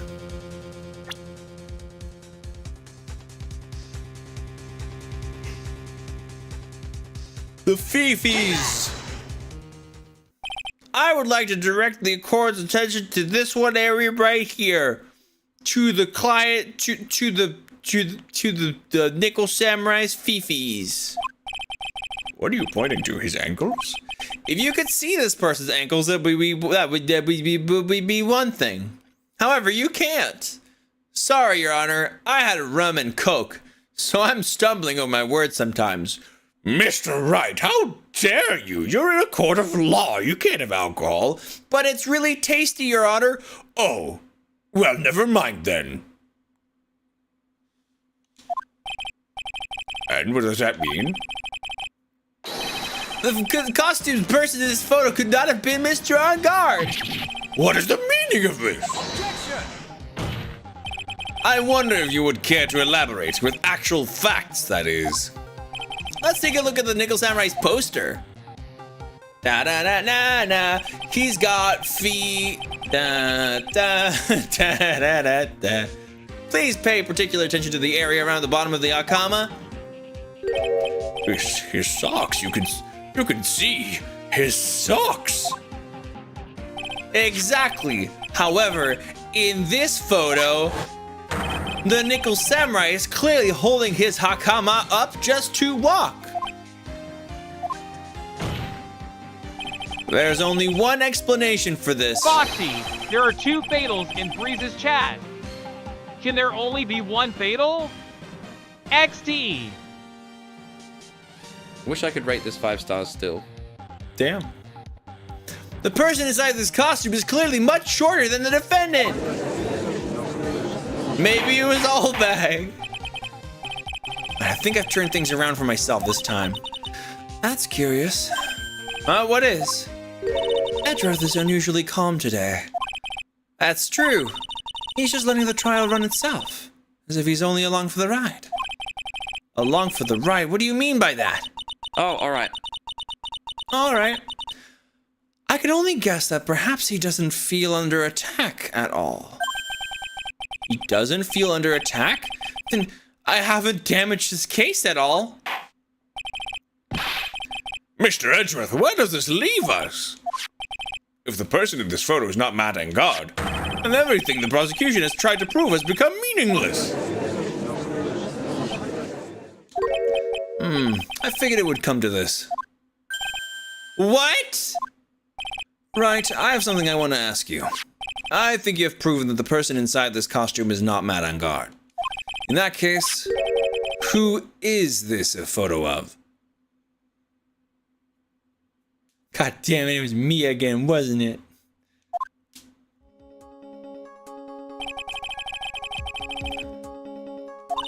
Don't stress out over this, Phoenix. It's very simple. What you should be focused on is Edgeworth's attitude, don't you think? Yeah, why is he so calm? It's because he doesn't care about winning anymore. That's what he found out. That's what he found out. He just wants the truth. He doesn't care about winning or losing anymore. They were just fantastic. I like that. I like that a lot. Let's hear your thoughts. Who's the person in this photograph? It's Adrian Andrews. Adrian Andrews? If you want to know who that Nickel Samurai is, you gotta tune in next time on next Sunday at 8 a.m. Sorry. It is none other than this woman. Why would you say it must be Miss Andrews? What in the world points you to her? For starters, she's short, and she can freely move in and out of Mr. On Guard's room. Finally, she had dinner with Mr. On Guard that night. Now does that all add up? It means that it makes it very easy for her to get a certain item. A certain Nife with Mr. On Guard's fingerprints all over it. The knife that was used as the murder weapon. Why don't you just say what it is you want, right? I have to do this now. This is my last chance to turn things around. The defense moves to indict Miss Adrian Andrews of the murder of Juan Carita. It was Miss Andrews who tried to frame the defendant for the crime. Order, order, order! It looks like this trial has hit a most unexpected development. Mr. Edgeworth. Yes, Your Honor. This court is issuing a subpoena for Miss Adrian Andrews. A verdict cannot be passed without the first hearing her testimony. All right, this is it. This is kind of bad for us. Huh? What do you mean? If Adrian Andrews is summoned to court as a witness, it means that the trial will go on for another day. One more day. Ah! If I don't get a verdict today, then Maya. Now then, we shall set Miss Andrews' testimony for tomorrow. What am I supposed to do? The judge is about to adjourn the court. No! Put her in jail right now!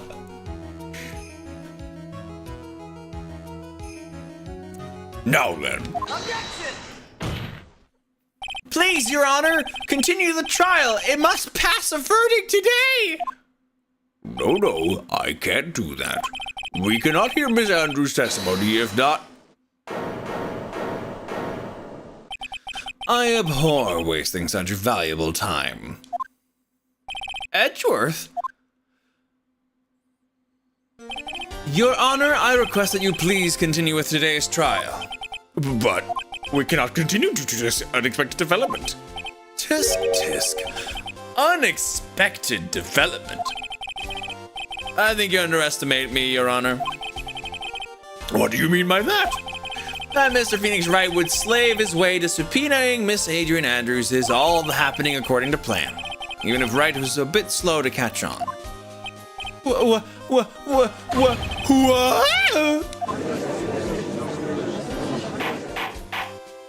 I like that his expression just went back to normal. What is the meaning of your statement, Mr. Edgeworth? Miss Adrian Andrews is currently waiting in the prosecution's lobby. She is the next witness. Everything was planned out in advance by that man. Somehow I knew there was no way Edgeworth would overlook Miss Andrews. Looks like this battle is far from over. Exactly. Objection. Very well. We'll call the next witness. However, before we proceed, we shall take a 10-minute recess. Please prepare your witness in that time, Mr. Edgeworth. The court will now take a 10-minute recess. Ba-ba-ba. To be continued. Let's take the opportunity, like as soon as we're in the lobby, to have a little bit of a break. We run the ads, I pour myself a glass of water, we chill for a bit. I think it's a good idea. Tetra just drags her in. She fucking did it! Ba-ba-ba-ba. Dude, I can't believe that, Adrian, no way! Not cool and collected Adrian Andrews. Oh shit. There's something so weird about his smile. Everything is setting off the alarms.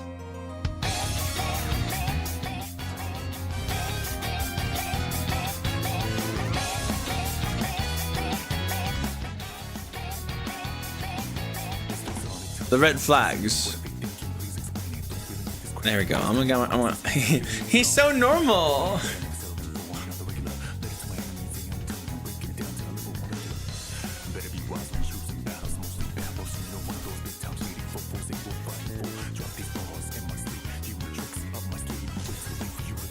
Did he really sing "Drop These Bars in My Sleep"? That's funny. He's a totally regular twink. You know what? I see that. I can see that. I hold his hand. Is everybody having a good time?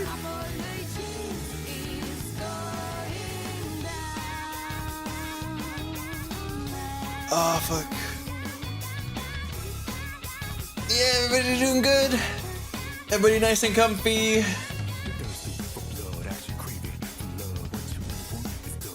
My throat is actually hurting, which is not good. I need to keep trying to remember to speak from the diaphragm, but I seem to be forgetting that more often now that I've been on alcohol. So it might not make this the perfect. I don't think Ace Attorney streams are the perfect time for rum and coke. I mean, hey, every day is a learning experience.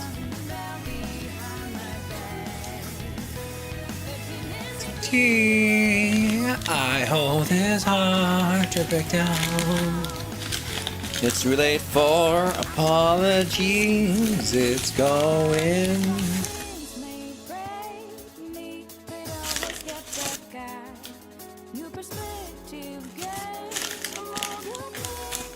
Oh, I forgot to actually run the ads.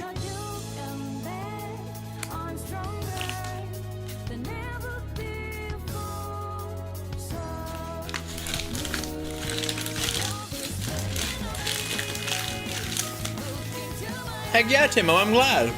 I'm really, really glad.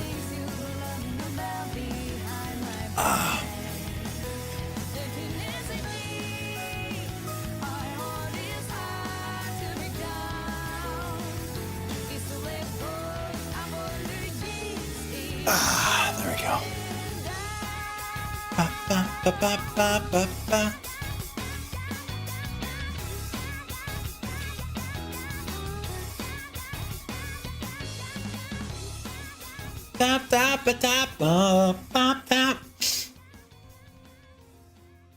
Hello, I have a question. If $3,000 was deposited into your Cash App or PayPal, report conversation.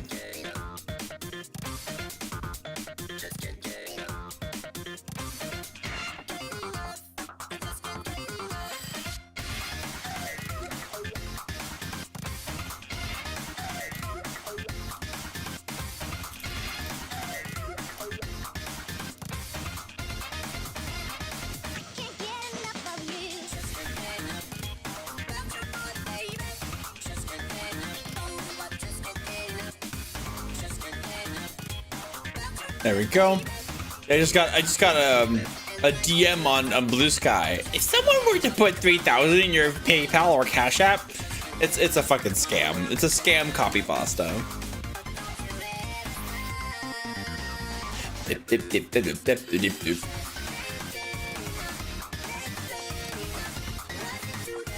Don't you ever stop.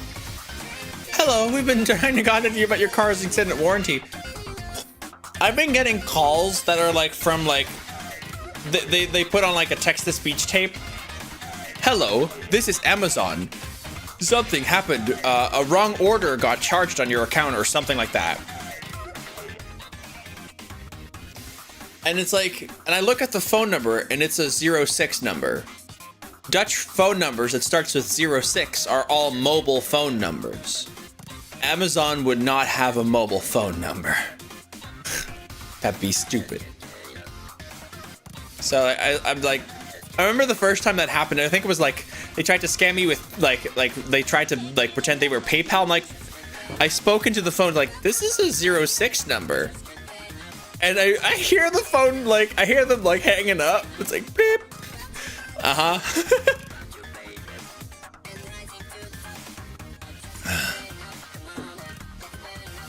It's honestly really fucking funny. Hey, it's me, Jeff Bezos, calling you about a strange charge on your Amazon. Can't get enough. And now we're gonna continue. I couldn't get enough until I had enough. I mean, I could never have enough of that song, but it's time to continue, you know? You know how it is.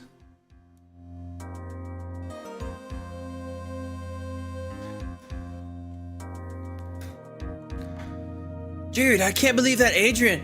No way, not cool and collected Adrian Andrews. She's your manager. It would have been very easy for her to pull this off. The only person who had easy access to the knife was... The knife you used at dinner was, well, her. So after the ceremony, during the break, huh? I was sleeping like a log the entire time. See, she could have easily planted that blood-covered button in your hakama. Because she was also the one who came to wake me up? Then, dude, you're saying it really was her? Yeah, she's the real killer. She was the one who murdered Juan Carita. Gosh, Phoenix is so sure of that. But why? I thought she was buds with Juan. She has her own agenda. Her own agenda? What are you talking about? I'm sure you'll see by the time this trial is over. You'll be all right. I'll get you acquitted by the end of today. Get me a verdict that's refreshing like a spring breeze, okay, Mr. Lawyer Dude? Phoenix? You think her motive is related to Celeste Impax's missing suicide note, right? Yes. Miss Andrews depended on Miss Impax as her strength and reason to live. But then, Miss Impax suddenly killed herself. It sounded like she left a suicide note, and the person thought to have hidden it is Juan Carita, the victim of this murder.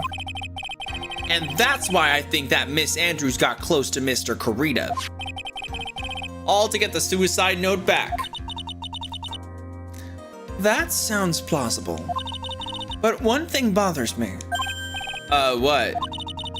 Who was it that first told us about their relationship? Better stated, Miss Andrews' dependency issues with regards to Miss Impax. It was Edgeworth. It looks like he's still the one in command of this ship. Don't let your guard down yet.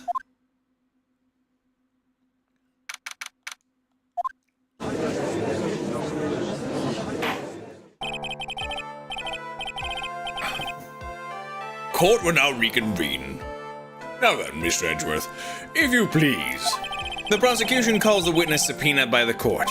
Miss Adrian Andrews, the person who discovered the crime in Mr. Juan Carita's room.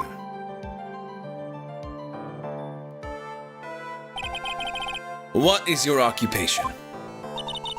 I'm the manager of the defendant in this case, Mr. Matt on guard. I see. Now then. Before we begin, Your Honor, I have one request. Yes, sure, what is it? I'm sure everyone in this room is wondering the same thing, and would love to find out more about my relationship with the victim. After all, it was the topic of a certain weekly magazine recently. Oh, no, I have no idea what you mean. I've never even heard of Gossipland. If the judge was ever a prosecution witness, he'd do all my work for me. I'm gonna lower the volume a little bit. Anyway, I was wondering if you could please tell us about your relation to the victim. There we go. She really is a pretty lady. It's true, it's true. I was wondering if you could please tell us about your relation to the victim. Yes, I was seeing Mr. Corrida. I was also aware of the rivalry that existed between Matt and Juan. But this was a private matter between Juan and myself. So it was a fry and bait matter. Or was that bait and fry? Reminds me of fishing. But I didn't kill him. No one is accusing you of that. I think there's someone who would beg to differ. Mommy? I mean, Mommy? Oh my god. I do love Adrienne Andrews. She's very pretty.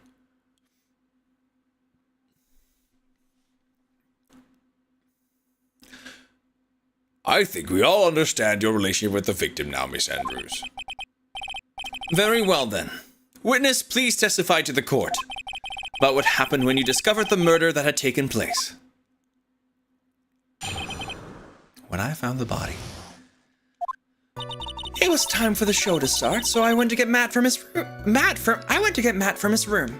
After that, I went to Juan's room. And there was this dead body. I was in shock.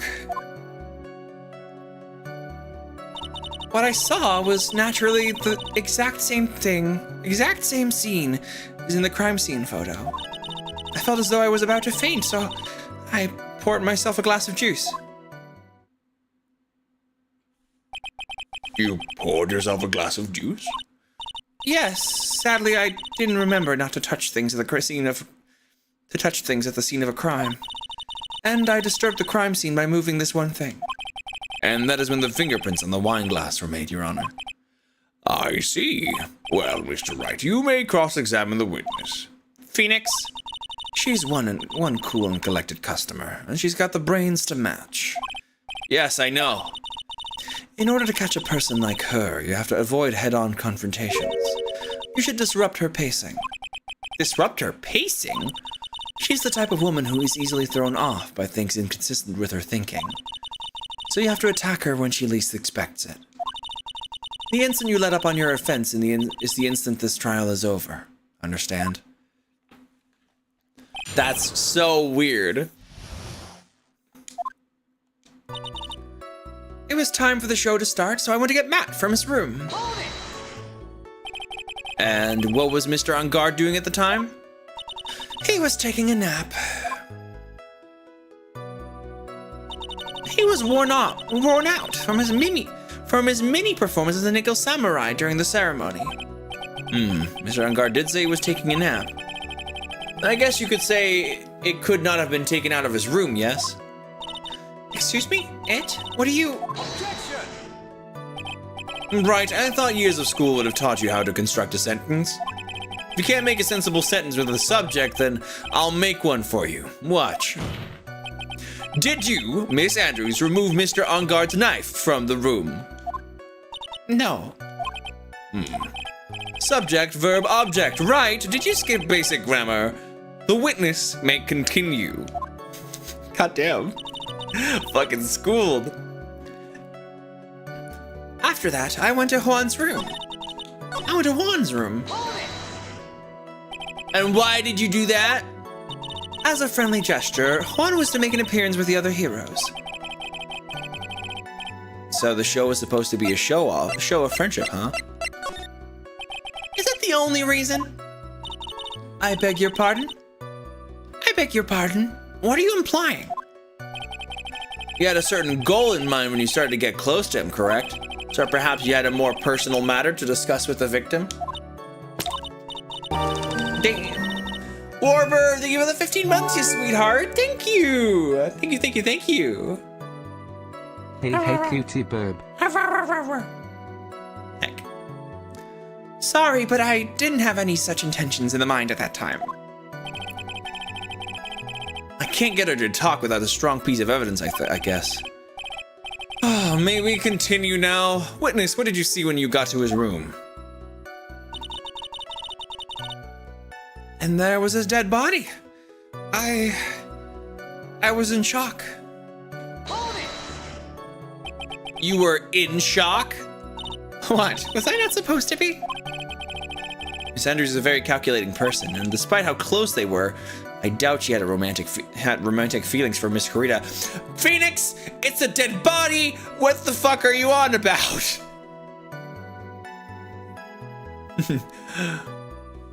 In shock? What do you mean? You told me you were in the hotel room.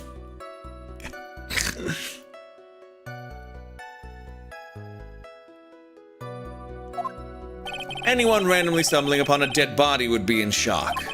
You can't seriously expect that a young beauty like her would not be shocked. Somehow, I don't think beauty has anything to do with being shocked or not. Oh my gosh. I see. What I saw was naturally the exact same scene as the crime scene photo. Except for the glass of juice. This is the photo you're referring to, correct? Yes, the one with the knife lodged in his chest. And the guitar case was like this too? Yes, it was open and empty, of course. And then, what did you do next, witness? I felt as though I was about to faint, so I poured myself a glass of juice. Juice? Yes, there was a bottle of tomato juice on the table, so I helped myself. But you didn't drink any of it, did you? Huh? There were no lip marks left on the wine glass to suggest that anyone drank from it. I wasn't feeling terribly great, so I set the glass down without drinking it. Miss Andrews, I would like to confirm with you one more time. When you discovered the dead body of Juan Kurita, you were in great shock. And that's when I got nuzzles. And nuzzles and nuzzles and nibbles and oh. BlueBirdBreeze nuzzles you and nuzzles you and nuzzles you. Nibbles on you and nibbles on you. Nah, that's a little bit. You and pets you and pets you. Okay. Feeds you and feeds you and feeds you. Why was I fed? Anyway, thank you for 100 biddies, Moonlight. Cause bird. Holly burb seed. Oh yeah, no, okay, fair enough. All right, that's fair. And that's when you poured yourself a glass of juice, correct? And what of it? My mind really was a complete blank at the time. Nuzzles you demurely. Oh my god. Your mind was a complete blank? I didn't think it was possible for you. Aren't you rude today? I was so dazed that I made one careless mistake. That's that one thing. What one thing? Never mind. It's no big deal. Oh, she started to say it just now. Oh, you were about to say a thing. Miss Andrews, I'm convinced that you just said you made a mistake at the scene of the crime. What the fuck? Okay.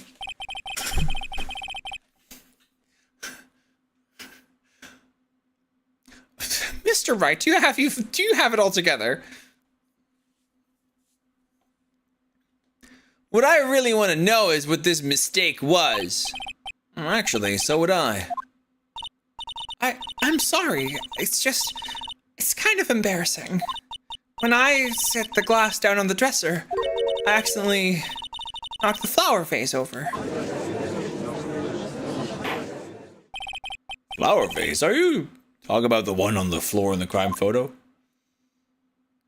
Oh, wait a minute, the water. That means that the case wasn't open at all. It was originally on top of the dresser, but when I bumped into it with my elbow, it fell onto the guitar case. Why did you withhold such an important piece of information? I'm sorry. I thought that since the crime scene was already in disarray, that people would simply assume the vase is just another part of the mess. Looks like yet another fact has come to light here. Please add this and anything else you have to reveal to your testimony. I'm sorry, but I have nothing more to add. I didn't touch anything else.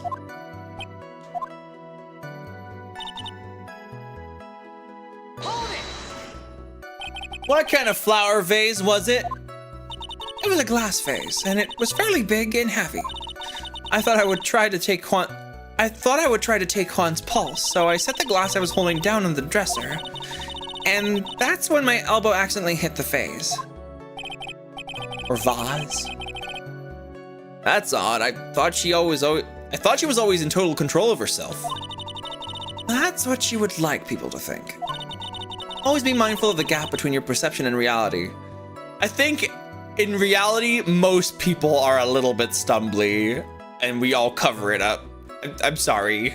We're all human.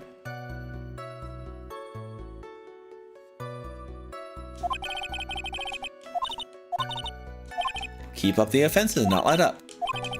We got it. Okay. So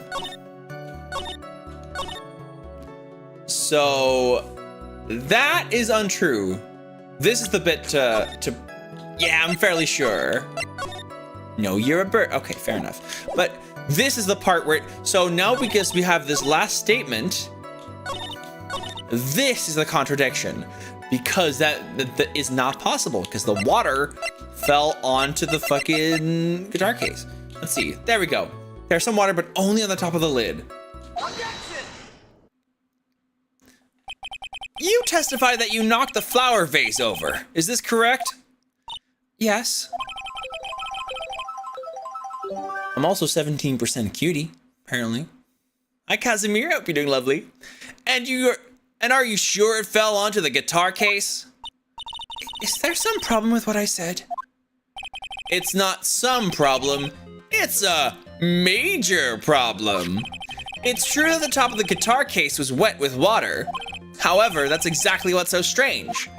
Miss Andrews, you testified that the vase fell onto the guitar case. However, if that was true, the case should have gotten wet on the inside, not the outside. That's very true. Furthermore, there's one other strange thing about this guitar case. What is that? Let's take another look at the crime scene photo. That shit's empty, bro. The remains of the vase are scattered on the floor. I'm gonna be very inconsistent when it comes to the pronunciation of vase and vase. The remaining 83% is adorable. Oh my god. The vase. The vase. And what is wrong with that? If the guitar case was open when the vase fell, the glass shard should be inside, not outside the case. What is your point, right? That the case was closed at the time that the vase was knocked over? Is that all? Vamos? Oh my god. No, think back to what Miss Andrews testified to. She said that other than the V's, she didn't touch anything else. Yes, that's right. She didn't implicitly say she didn't touch the guitar case. But this whole matter with the guitar case is a dead end. The bright red guitar was found in the studio. It has no bearing on this case at all. That may very well be, however, the empty guitar case seems to have no relation to the case, doesn't it? See, but there is no deeper meaning to the guitar case. Well, Mr. Wright, do you think you need to hear more details about the guitar case? Make her testify. The empty guitar case. What's up, babe? Hello. Are you okay? Yeah. Is something happening? Oh yeah, I was supposed to stop asleep. Or I didn't say the dream. Oh no! What happened? What happened in the dream? I'll extend it. Oh, they're gonna forget though. Okay. Breezy, you have been accused of the international crime of being a cutie patootie pie. What say you in your defense? I say that I am found guilty. Punishment, death. I believe this is a crucial piece of the puzzle. I can't believe anyone would reach for straws like this, but it is you. I can't believe I'm doing this either.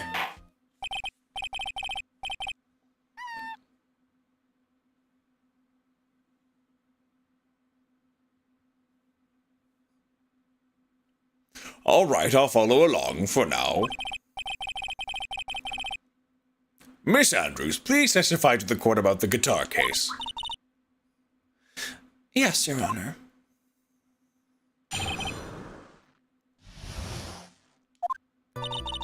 I don't remember too clearly because I was a bit dazed. I suppose I must have opened the guitar case after I knocked the vase open. It's not a big deal though, right? The case was empty after all. As for why I opened the case, even I don't know. It looks like this really wasn't a very important point. This wastefulness is such a familiar feeling by now that it's almost comforting. Anyway, I'll just go ahead and start the cross-examination. Using anyway to change the topic, a convenient escape for a weak man. Damn.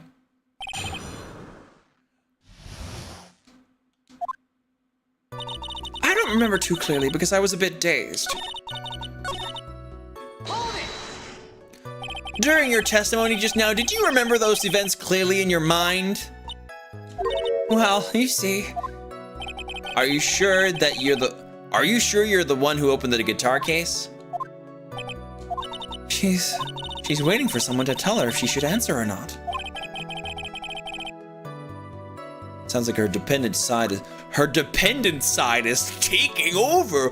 Oh no, her spooky dependent side. Well, Miss Andrews? Yes, it was me. I suppose I must have opened the guitar case after I knocked the vase open.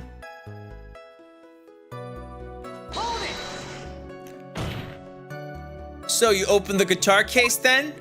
Yes, well, maybe. Why did you open the guitar case? Huh? Mr. Karita's dead body was right there in front of you, wasn't it? I would think that the first thing you would do is call for help, not open a guitar case. No, Xerxes, this is definitely not some kind of statement made about women. It's specifically her, though. Yeah, no, it's an interesting point, that's for sure.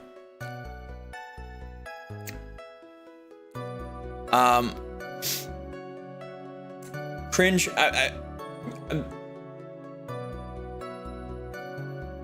What's cringe? I'm saying it's not a statement on women. That's not what the game's doing.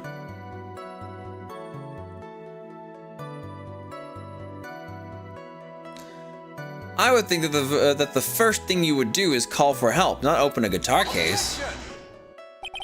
As the witnesses stated multiple times, when she found the dead body, she was dazed. Nothing. It has nothing to do with women. That's what I'm saying. It doesn't. It's just her. It's just a part. It's just something about her own personality. Chicks love the guitar. Maybe I was curious to know if the bright red guitar was all right or not. I thought maybe the criminal took it. Why would she care about the bright red guitar? But getting back on topic. It's not a big deal though, right? The case was empty after all.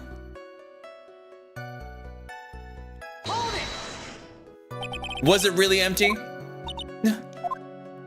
I was just wondering if maybe when you opened the case, the guitar was still inside. How long have you been a lawyer, Mr. Wright? Have a little professionalism.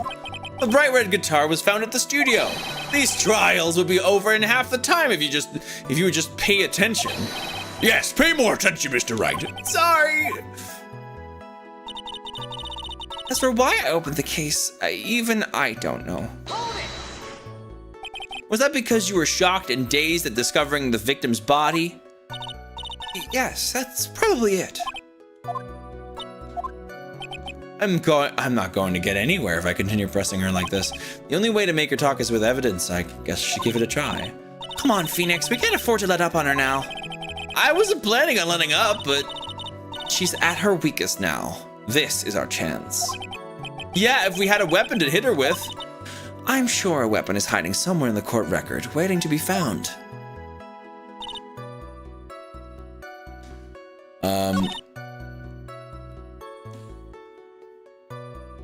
After I knock the vase open.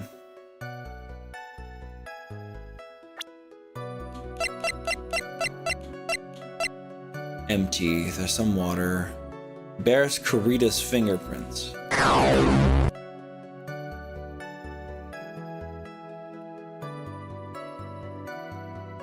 Has Corita's fingerprints. That is interesting.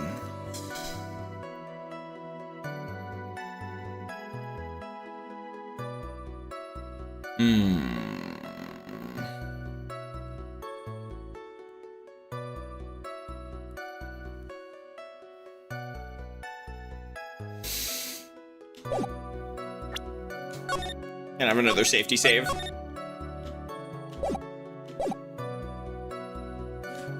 What if the real murderer was the friends we made along the way? Then we'd be dead.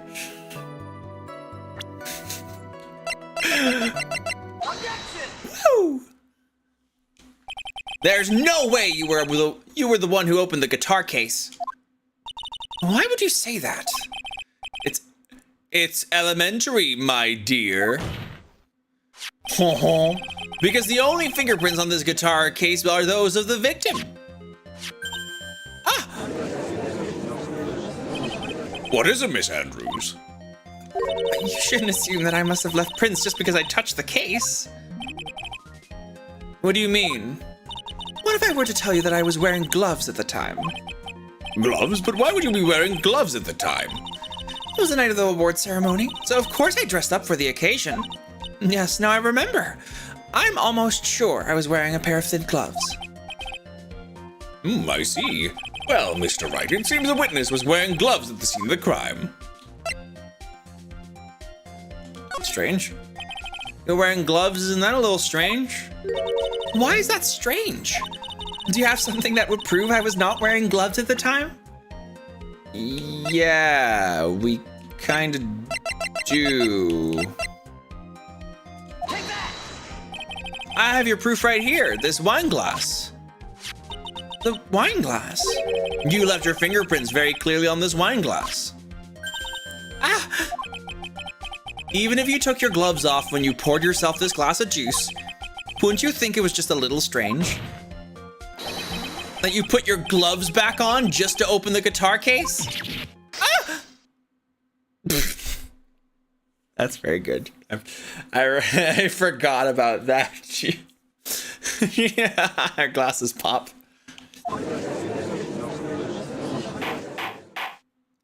Here's a new pair at the ready. It happens a lot. Order, order, order! Looks like you hit the nail on the head. Looks like you hit the nail on the head this time. What do you mean? I believe that guitar case plays a very important role here. But it's just an empty case. I wonder if it really was empty, though. But the guitar, the right guitar was at the studio. Phoenix, drop all of your presumptions. Presumptions. What was in the guitar case was not the bright red guitar. You don't mean it was a bright white guitar? Wait, that's not right either. My gosh. Oh, I don't know. I cannot remember like the exact things that happened while you were away. That sadly that's not something that I can do. It's not something any streamer can do, I'm afraid. But I can tell you that that we're currently talking to the current witness, which is Adrian Andrews, and she is incoherent.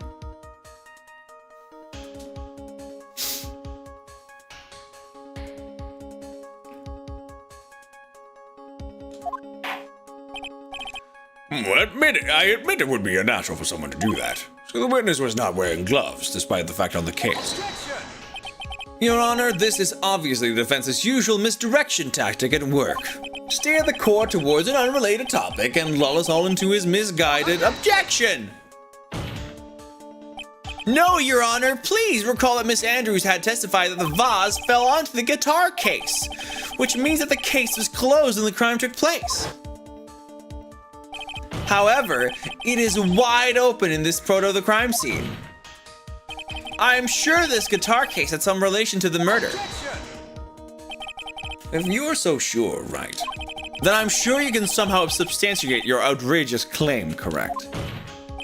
Please enlighten us as to why that guitar case has anything at all to do with this murder. Can you do that, Mr. Wright?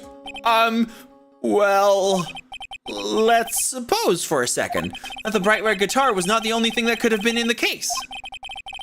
The bright red guitar not being the only thing?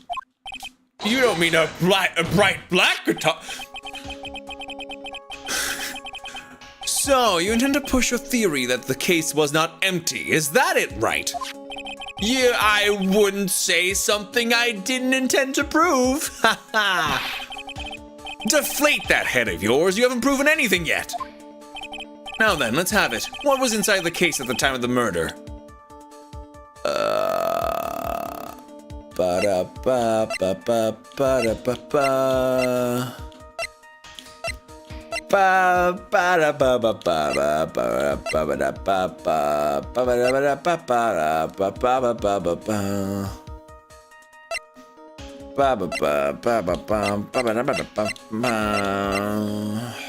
This. You know what? I've been thinking. If she entered, and then the Nickel Samurai was walking out the door, there must have been a Nickel Samurai costume because Matt was still wearing his. Uh-oh, thinking. That's dangerous. This is a photograph. Yes, I did it. Yes, but what's important is what is in this picture, Your Honor. In this picture? It doesn't take a genius to see what I mean. What I am proposing is... inside the guitar case was the Nickel Samurai, the hero's very own costume. What? Mr. Wright, explain yourself. Right, are you saying that the witness opened the guitar case to take out a costume? What insane point would there be to doing something like that? That insane point would be to wear the costume, of course. Miss Andrews put it on to hide her identity so she could make her escape. After all, you couldn't let anyone see you leave, could you, Miss Andrews? I refuse to accept your theory. Do you have anything to support such a preposterous idea? Just outside the door was an investigative photographer who was starving for a big scoop. And in the end, she managed to get this shot, correct? You mean this photo? Rabble. Order! It looks like we've wandered into quite another mess again, haven't we? Nice job, Phoenix. Well, you know my strategy. Speak first, think later.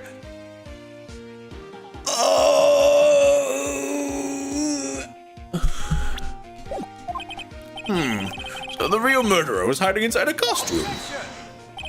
Wait 1 second, Your Honor. The Nickel Samurai's costume would have been Mr. Matt on guards. Why would something of the defendant's be in the victim's room? And inside the guitar case, of all places. Hi, Mr. Explodo, how you doing? True. That is a little baffling. Mr. Wright, the court would like to hear your thoughts. What was this Nickel Samurai costume doing inside the guitar case? It was a spare costume. Mr. Ungar did not take his costume off during the break period. In that case, the costume we are talking about was a spare one. What? Then are you saying that on the night of the murder, There were 2 nickel samurai costumes at the Gatewater Hotel? Yes, that is what I'm saying. And how do you explain the costume how do you explain the costume that was inside the guitar case? It would mean the victim himself had brought this spare to the ceremony on purpose. But why? The victim, Mr. Kurita, was the Jammin' Ninja. Why would he secretly bring the Nickel Samurai's spare costume with him? What could be the reason behind such a peculiar act? How did he ever get access to it? And therein lies the sticking point. What are you mumbling to yourself about now? Have you just been rambling all this time without any sense of inner monologue? No, I just... Mr. Wright, please explain yourself. Why do you think the victim had the Nickel Samurai's spare costume? Phoenix, are you sure you can explain this one? Think carefully before you answer. And then answer with gusto. I believe in you. Alright, this is what I think. The reason the victim brought the Sickle Namorai's spare costume to the hotel was... Yeah, I'm just gonna finish that sentence. It was... this. What is this? On the night of the murmur, after the stage show, the Nickel Samurai was going to hold a special press conference. A press conference? Yes, the Nickel Samurai was supposed to confess something at this conference. I heard about this as well. For once, you're not making something up, right?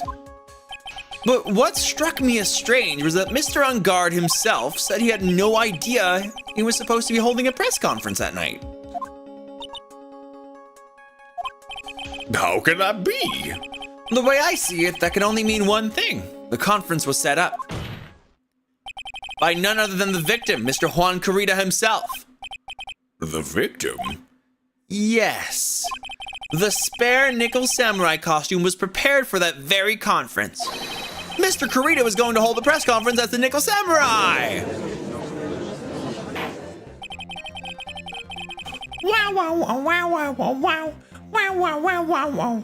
Wow, wow, wow, wow, wow, wow, wow, wow. Wow, wow, wow. Judge. Oh, sorry. He was going to dress up as the Nickel Samurai and hold a conference. Why would the victim do such a thing? That's something I don't quite know yet. However, what I'm concerned with right now is what he intended to reveal at that conference. The Nickel Samurai was going to confess something. And by confess, I'd wager he was going to reveal something about himself. Which means that Juan Kurita, posing as the Nickel Samurai, was going to speak about Matt On Guard. Yes, I guess that is what it would mean. But if that's the case, that's not a confession, that's public disclosure. Miss Andrews. I can see why you are pros at what you do. Pardon me? Yes, just as you say, the press conference was set up by Juan. Miss Andrews, please offer us an explanation for this. I was the one he asked to help set it up. And the person who prepared the second costume for him, that was also me. You? Juan had bet everything on the Jammin' Ninja this year. And if he lost the Grand Prix, he was going to make sure that Matt was going down with him. That's what he thought anyway. He was going to ruin him, huh? It looked like somehow Juan had in his hands a secret so powerful that it would destroy Matt's acting career had it been revealed. What?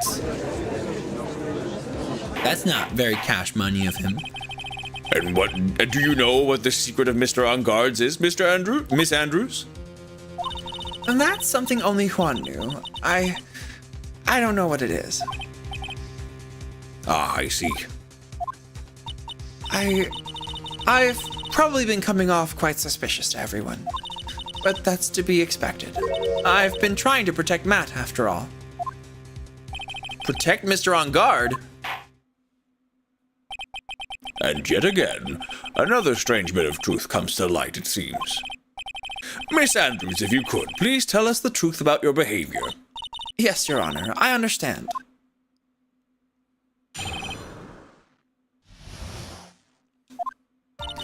From the moment I saw the crime scene, I had a feeling that Matt was the murderer. Matt had to kill Juan no matter what. And he didn't have an alibi for what he was doing at the time of the murder. My thoughts were confirmed by the evidence, of course, the button and the knife. But I'm Matt's manager, so I felt that I had to protect him. This does account for everything.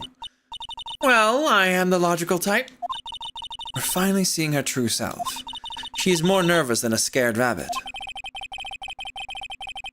But if the defense can find no fault with this testimony, I'm ready to make a ruling. Please keep that in mind as you cross-examine Mr. Wright. It looks like somehow everything has swung to the opposite end of the scale again. Haha. That just means I have to put my weight into this and turn her logic upside down. Anime style. Like, some of these lines are so fucking anime, it's really funny.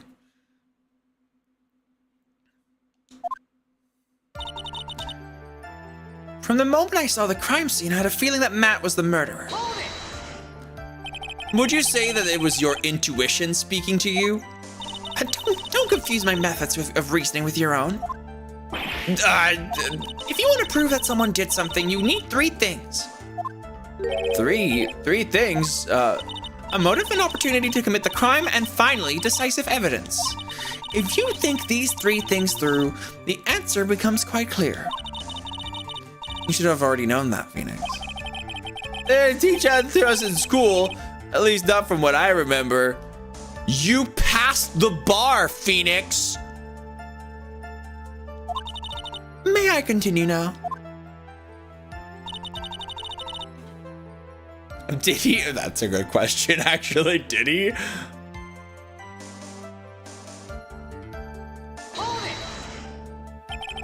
So, would you say this need came from the press conference? Yes.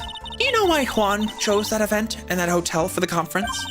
Because that was when he could do the most damage to the public's beloved Matt on guard. And you knew of this plan, didn't you, Miss Andrews? Yes, because I was the one who set up the conference and prepared the costume. But I'm sure Mr. On Guard himself didn't know anything about the press conference. Oh, really? Can you show me any proof that he didn't know about it? That he didn't know about the press conference? Anyway, the important thing here is that this information was not in your testimony. Gosh, Andrews is lying through her teeth. She's not the killer, but she's being fucky. I don't think she did it, but it is kind of looking like she did it. But I don't think she is. I mean, we also literally have calling cards from the killer. So, yeah. I'm you know what I think? I think she set up the crime scene to make it look like Matt did it. I think that's what she did. And that's all she did.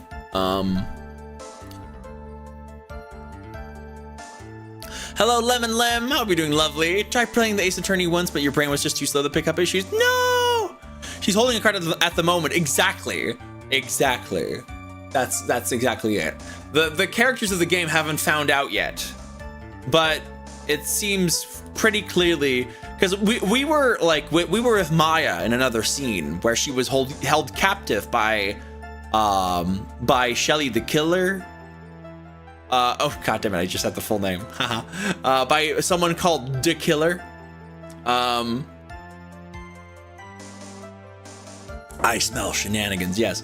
And like she was told that he was an assassin, and she found a little card. It had a shell on it, and Adrian is also like holding the same card, and it very much looks like a calling card. Yeah. Hi, Palaborn. Hope you're doing lovely. Yes, I agree. Miss Andrews, please correct your testimony if you please. Grasping at straws now, Are we, Mr. Wright? I know what his motive was, but I don't have any way to prove I'm right.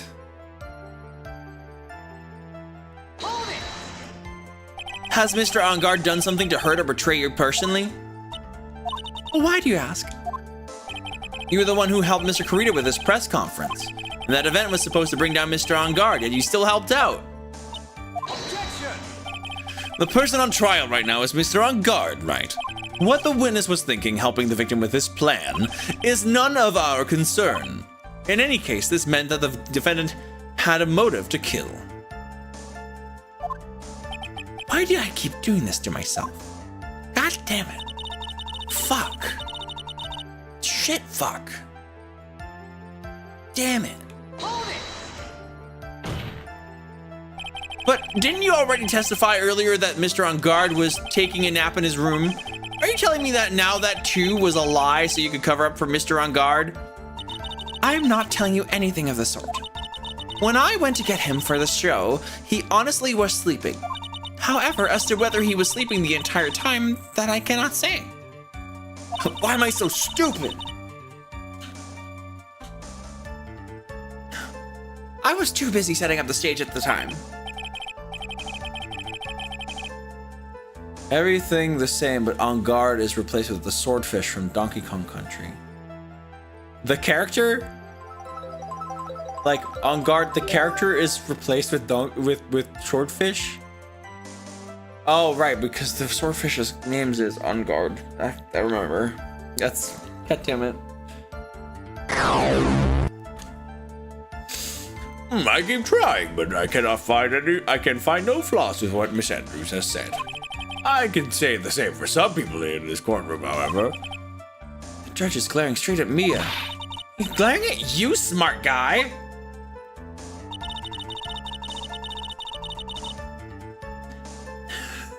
My thoughts were confirmed by the evidence, of course. The button and the knife. You can hardly call the knife decisive evidence. The fingerprints on the knife could very well be a clever camouflage. Then, what about the button? The button?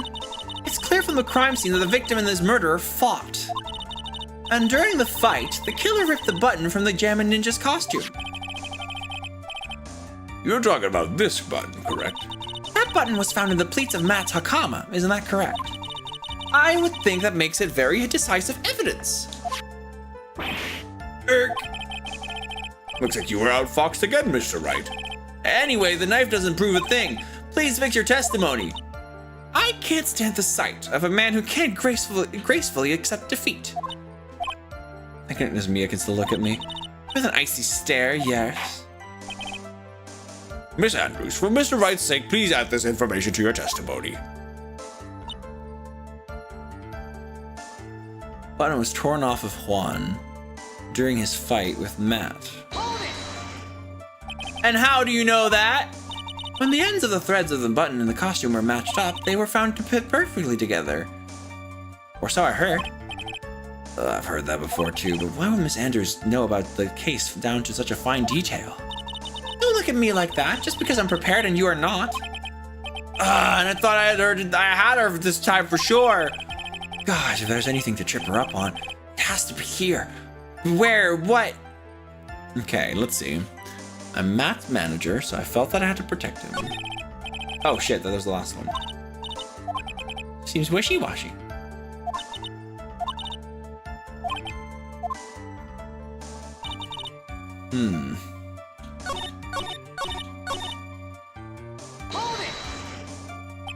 But what you really did was stab the guy in the back, didn't you? And at the worst possible time. Who's to say she really stabbed the guy in the back, as you put him? This witness could have disclosed things about Meister and Guard at any time. Why then would she wait until there was a large audience before doing so? It's the same reason why Mr. Kurita planned such an elaborate conference. Miss Andrews wanted to cause Mr. On Guard as much damage as she possibly could. This witness bears ill will towards the defendant. This isn't the Phoenix Wright Wax philosophical power hour, and please stop slandering the witness.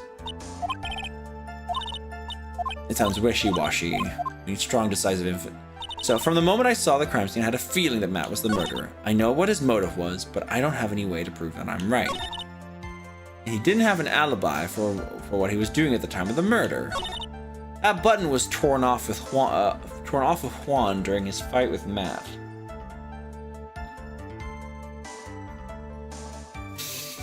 Oh my god.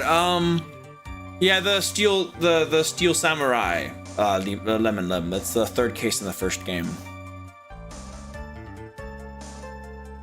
Ba ba bum bum bum ba da da da.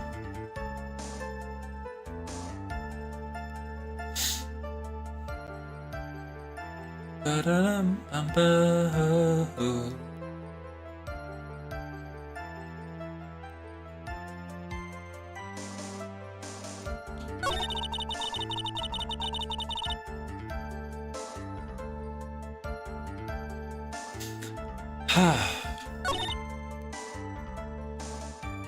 I know what his motive was. Thank you for the hydrate. And the stretch. What is this? I'm very unsure about this one. He didn't have an alibi for what he was doing at the time of the murder. That button was torn off of Juan during his fight with Matt.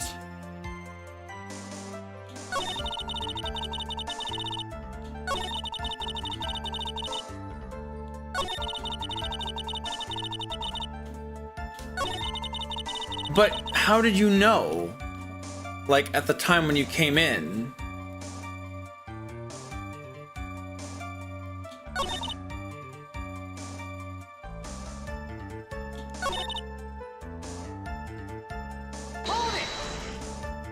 Starguard has done something to her to betray you? Why do you ask?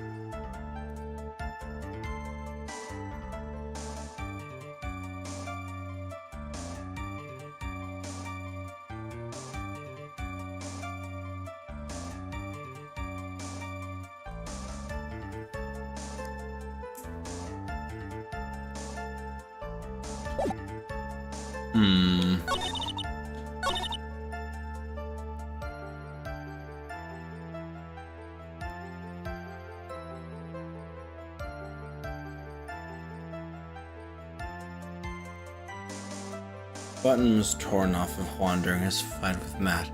Something seems to be strange with this. Hi Indigo, how you doing? Maybe he was strangled with the bandana. So that would make sense that he would be behind him. So that would, oh yeah, doesn't she ask, like, yeah, she asked me to prove if that didn't, yeah. This is the victim's autopsy report. It clearly states the cause of death was strangulation by a scarf. Strangulation? The knife stab to the victim was done after the victim had already died. And what does that mean? Let's examine the evidence. This button has the victim's blood on it. So that must have happened with the stab, even though the oh, okay. which would mean that it was ripped off of the costume when? After the knife was stabbed into the victim. Exactly, which means it's impossible that this button was torn off during the victim's final struggle. That's right. Oh, yeah. Oh, fuck. Because the victim was strangled to death in that fight. That's right, Miss Andrews. There is no way this button was ripped off during the struggle. This button was consciously pulled off of the victim's already dead body. Order, order, what is the meaning of... What is the meaning of this? Right. So what if the button was torn off of the body after the victim had already died? What does that change? Let me ask you one simple question, Mr. Edgeworth. Why was the button torn off? What purpose did that serve? What purpose? We now know that this button was not torn off during the fight, so the murderer took the time and effort to purposely rip this from the victim's body. That would mean that the murderer had something in mind, wouldn't it? Mr. Wright, does this mean that you know what the murderer wanted to do with this button? What was it? Pin the crime on guard. There's only one logical reason for doing something like that. It was to pin the crime on Mr. On Guard. There's no way anyone would put a bloodied button in their own pants. That's right, Mr. On Guard was set up by the real killer, of course. And the real murder is... Well, Mr. Wright, who in the world is the real killer then? Finally, I can't believe I managed to bring this trial all the way up to this point. Phoenix, you can't let your guard down yet. Not until the very end. The real killer is fucking Adrian Andrews, age 23. Miss Adrian Andrews, I choose you! You are Mr. Corita's killer! What? She very, very, very tampered with the crime scene, that's for sure. Order, order, order, Mr. Wright! This is a very grave matter. Do you have any evidence that supports your charge? Any evidence? All of the evidence points to Miss Andrews. How preposterous! You can't stick any of that on me! I can't, can I? Would you care to test me? Then, what about this knife? The knife was used to stab the victim after he had already been strangled to death. It was used to throw suspicion onto Mr. On Guard, naturally. A knife covered in the defendant's fingerprints could only be taken from his room. And the only one who had dinner with him and knew which knife to take was you. Yeah! Then, what? What about the button that was found in Matt's Hakama? This button was removed from the victim's body after he had already died. The only people who could have done so were the person who found his body or the killer. However, if Mr. On Guard if Mr. On Guard was the killer, there would be no way he would have put such incriminating evidence in his own Hakama. Ah! So many pairs of glasses. The only person who could have put this button into Mr. On Guard's Hakama is the person who went to wake him from his nap, which is you yet again, Miss Andrews. I see. What about the empty guitar case? That is also another piece of evidence that incriminates Miss Andrews. That costume was used to... Ooh, nice back shot.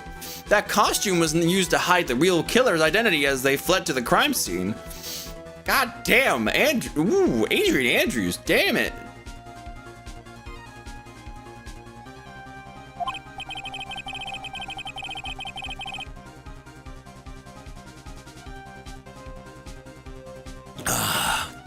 Now, who could have just known that there was such a costume inside the guitar case? It could have only been the person who prepared the costume for the victim. And that person is you, Miss Adrian Andrews. No, But Miss Andrews' fingerprints were nowhere to be found on the guitar case. And it was you who proved that she was not wearing gloves at the time. That's right. Nuh-uh, that's because she did not intend on leaving any prints. If anyone had found out that she had touched the case, they would have asked her why. So to avoid leaving any prints, she used a towel or something else to open it. But the glass of tomato juice is a different story. Miss Andrews purposefully left her fingerprints on the glass to show that yes, indeed, she was the classic dazed discoverer of a dead body. Yeah! And to top it all off, there's this photo. A photo of the killer as they exited the scene of the crime. No reasonable person on Earth can believe that this nickel samurai is Mr. On Guard. He would be much too short for his own costume if it was him. Speaking of how tall people are, Miss Andrews, you're also kind of short in stature, are you not? Please, stop. Well, how about it, Miss Andrews? And this is where we're gonna take a little bit of a break. Oh my gosh, a break in complete silence. God damn. Also, she must be fucking loaded because to be able to afford that many pairs of glasses is kind of nuts, isn't it? That's kind of crazy. A couple fries. Oh, of course, we love our short kings and queens. Naturally, that's not even a question.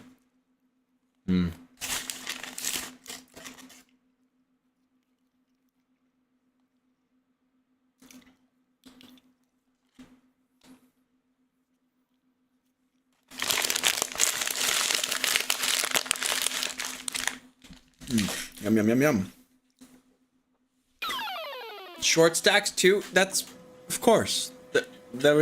That's included with short kings and queens. Yes.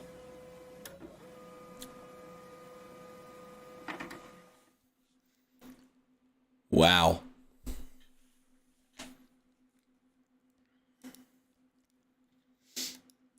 Beautiful. Absolutely beautiful. Oh my gosh, this has been a great stream. Holy shit. Wide Borb. I'm gonna pour myself another glass of water. I have been scanned, that's correct.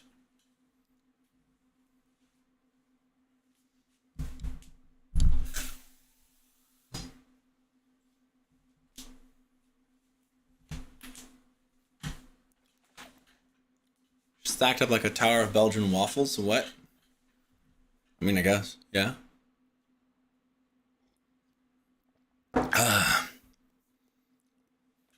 At this, Casimir, at this point, you're just describing what kind of, like, you're just describing what you're into.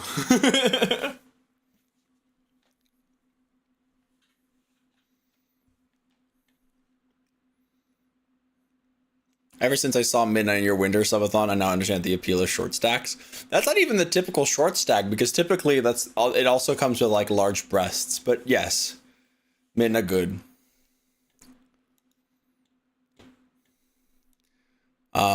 But yeah.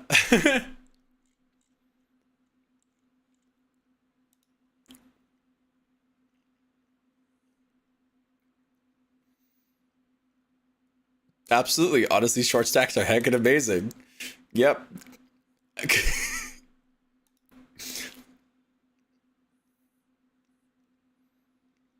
You would associate it more with big butts. That's fair. Every girl you've been attracted to has been like shorter than you. That's fair. Big attitude. Okay, let's move on.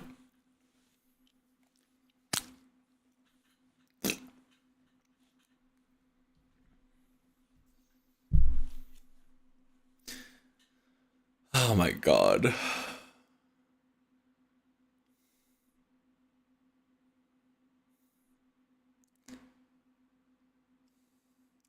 The upcoming model update is going to be fun. Anyways. Well, how about it, Miss Andrews? I've got her this time. Miss Andrews? I refuse to testify. What was that? There's a law. It says I can't be forced to testify about something if it can incriminate me. Well, yes. You are absolutely correct, Miss Andrews. The law does provide us with a way to avoid self-incrimination. By allowing a witness to not testify if the testimony can cause damage to themselves. What? Pleading the fifth is not something most people would think to do on the spot. Actually, thinking back to yesterday in Mr. On Guard's room. Adrian Andrews? Yes? Think hard about what we just discussed. Understood? All right. Pleading the fifth is to have the right to remain silent.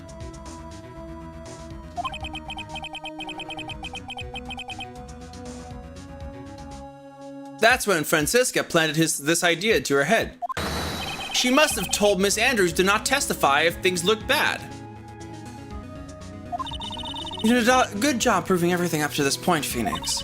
But there's still one thing you haven't done. Something I haven't done? What's wrong, right? Are you finished already? Run out of evidence?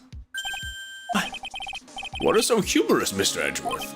I'm sure you realize this as well, Your Honor.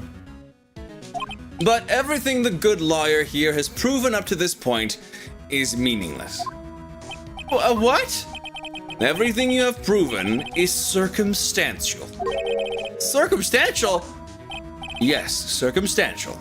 You have yet to provide a single piece of definitive proof. Proof that Miss Andrews did in fact harbor a wish to murder Mr. Kurita.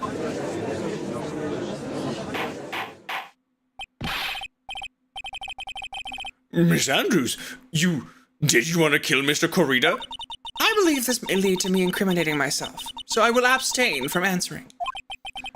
But, Miss Andrews, if you do that, it would be the same as admitting your guilt, don't you think? No. What?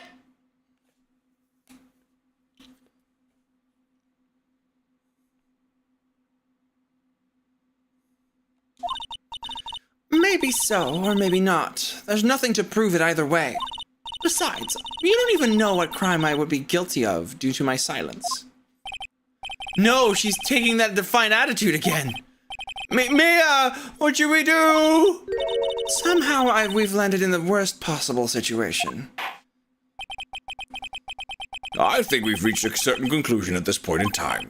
Miss Adrian Andrews has refused to testify, and the defense's theory that she is the actual murderer has not been fully substantiated with solid definitive proof. But that's not true! Meh. In this situation, there's only one thing this court can do, and that is to declare a recess. Recess? I request that both the prosecution and the defense look further into this matter, and at tomorrow's trial... Tomorrow? We don't have a tomorrow. If we don't get a not guilty verdict today, then...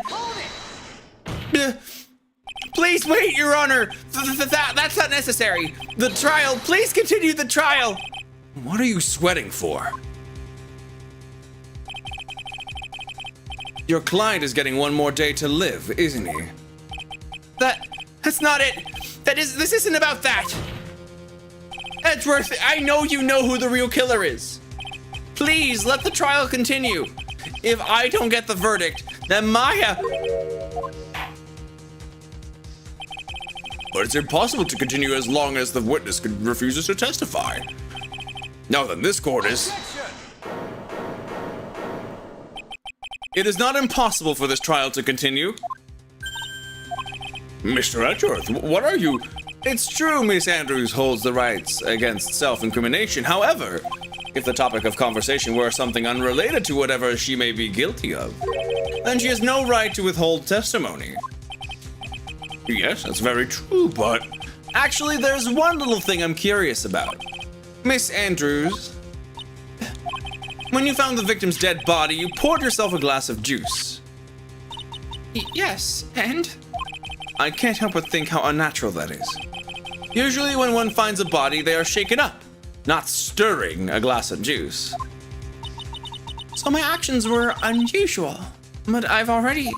Before you speak, I want you to state it. If you have reason behind your actions, I would like you to testify to that effect. Testify? Your Honor, I would like to request that the witness testify again as to what happened when she first discovered the victim's body. Whatever we find out in this testimony should in no way implicate the witness. I don't know what it is about Edgeworth today, but I can't get a good read off of him. Is he friend or foe? I just don't know.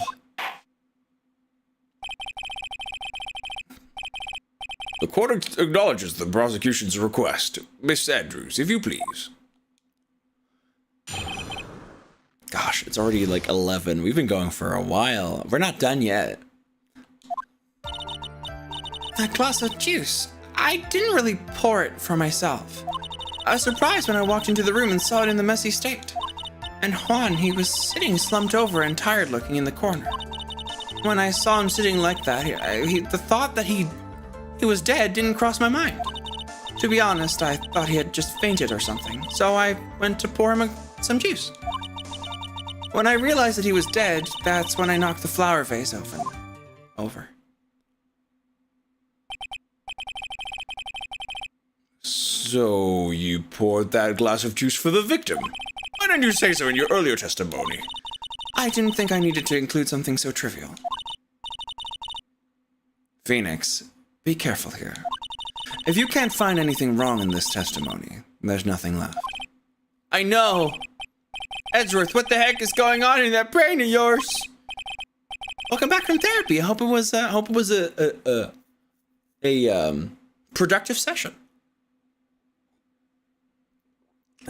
Now then, Mr. Wright, you may begin your cross-examination.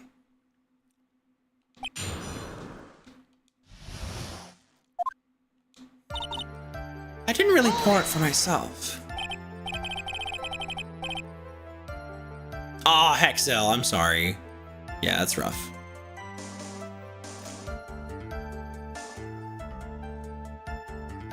But there wasn't anyone else in the room, right? Of course not. Then who did you pour it for? Mr. Wright, there is a rhyme and reason for everything. Can you wait just a little longer for it to be revealed to you? In other words, Wright, be quiet and listen. Precisely. I couldn't have said it better myself.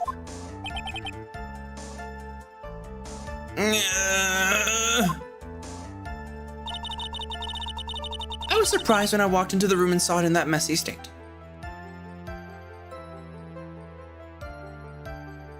Oh dear. Oh dear, oh dear. I mean, fortunately there are plenty of like cheap foods and like ways to like not spend too much, but it's pretty rough, yeah. That's not much. I'm sorry to hear it, Zell. Meat and cheese options for Sammys, yeah. Just make yourself Sammys.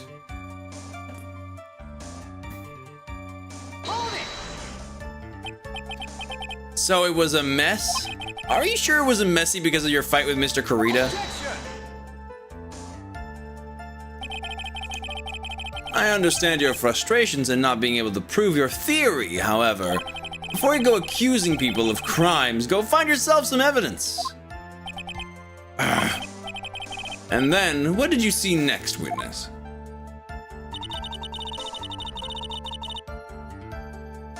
And Juan, he was sitting slumped over and tired looking in the corner. Slumped over? Yes, he was just sitting there with his head tilted forward, eyes closed. He really looked like he was sleeping. Is it just me, or did that right there sound a little odd?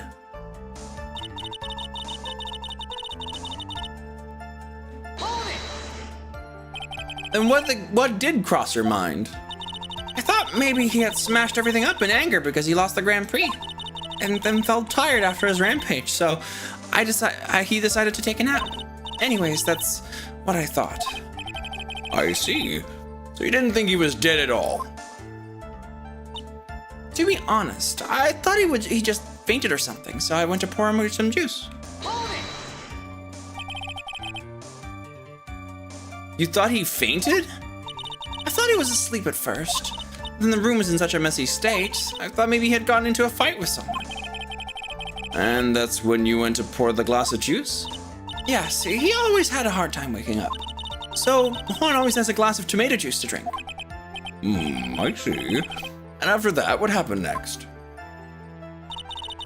When I realized he was dead, that's when I knocked the flower vase open.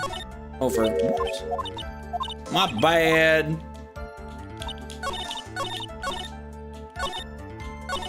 There we go. And how did you come to realize that he was in fact dead? I shook him over and over, but I never got a response. So I set the glass down on the dresser and tried to take his pulse. I was shocked and staggered backward. And knocked the flower vase open. Oh, why do I keep saying oven? Knocked the flower vase over. So that's what happened. Yes.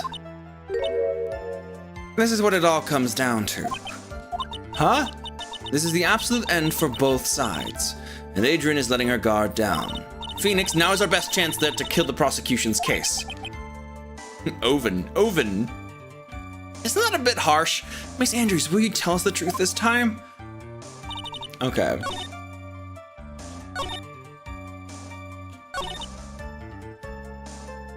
The thought that he was dead didn't cross my mind. He kind of did have a, he had a this sticking out of his chest. Hi, Huzzles! So you honestly didn't think he was dead when you found him? No, not at all. Even though this is what you saw when you discovered the body? What is the meaning of this?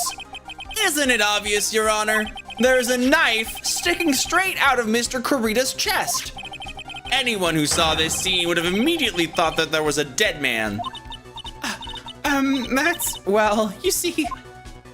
I doubt a single person in the world would mistake this for someone who fainted, and then so nonchalantly go pour something to drink.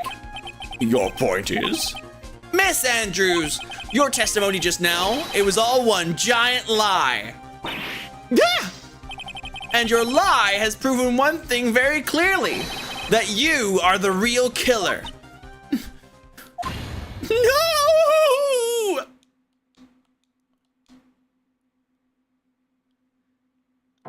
Looks like the defense has somehow brought the ugly truth to light. The defendant, Mr. Matt on guard, is not guilty after all. But that's impossible! You're wrong! Miss Andrews, try to have some composure. It wasn't me! It wasn't me, I tell you! It was Matt, I swear it! He's the one who killed Juan! But you were the one who refused to testify. And your reason for not doing so was that you might end up incriminating yourself. That's because... Miss Andrews, I will give you one last chance. What exactly are you hiding that may incriminate you? I refuse to testify. And there is no need for this court to continue any further. Mr. Matt on guard's innocence has been clearly demonstrated. Is it over? Have we found the truth at last? What's wrong, Phoenix? Usually the real killer confesses his or her guilt. And now that I think about it, this is the first time someone hasn't. Now then, I would like to hand down my verdict for Mr. Matt on guard.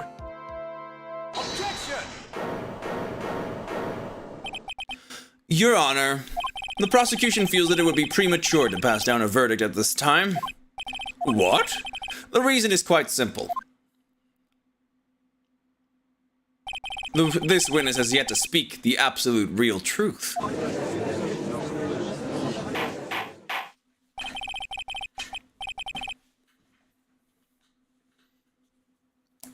It doesn't say you are not allowed to be self-incriminated by your testimony.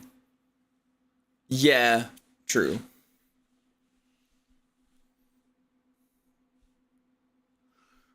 Anyways, the absolute real truth. What are you? Witness, don't you understand yet? Huh?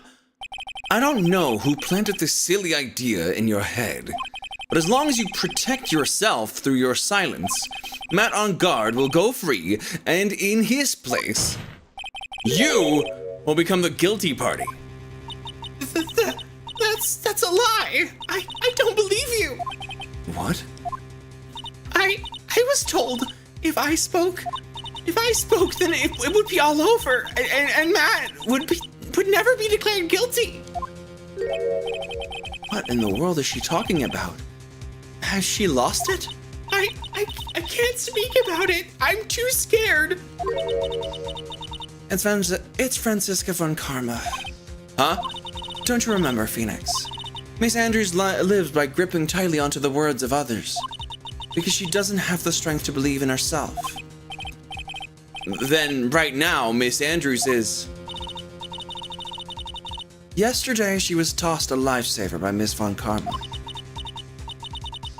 Don't say a word, no matter what happens. If you do, Matt on guard will be acquitted. Miss Andrews undyingly believes in those words right now, and is clinging to them. What should we do? This is the first time I've ever come across anything like this. But Miss Andrews has to be the killer, right? All we have to do now is get her not guilty. That is my only priority. It wasn't me. I'm begging you, please believe me. I didn't kill Juan. Help. Please, someone help me. Mr. Wright. Yes, Your Honor? The court can't continue on like this, therefore I'd like to hear what you intend to do.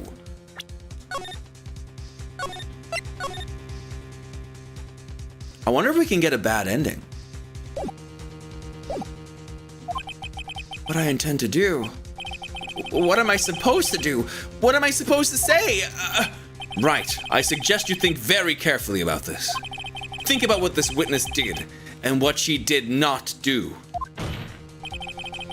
And think about who is the real mastermind behind this crime. Who's the real mastermind? Isn't that obvious? There's no one else it could be except the woman crying over there, right? Come now! What will you do? What kind of man are you, Mr. Phoenix Wright?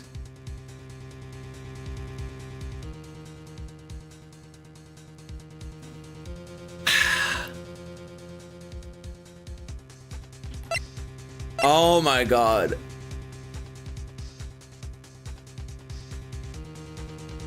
I can't go for the non-guilty verdict. I can't do that. I don't want to see Miss Andrews go through that. Forcing her to testify sucks. But I don't want her to get the death sentence. She did not do it. And Phoenix is not getting it. So this is the part where Phoenix goes wrong. He's like, I have to get my not guilty verdict. I have to win. That's my only priority. He was just as blindsided as the prosecutors. There we go.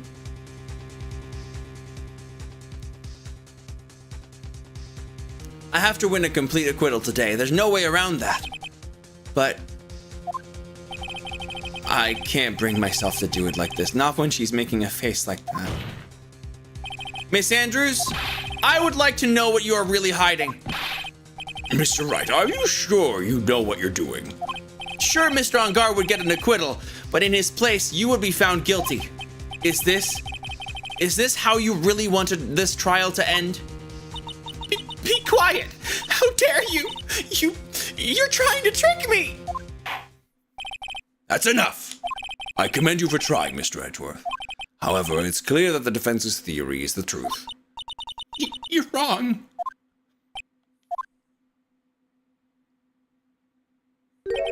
What a shame. I had hoped that things wouldn't come to this. However... What is it, Mr. Edgeworth? Miss Andrews, since you absolutely refuse to testify, it falls on my shoulders to disclose this to the court.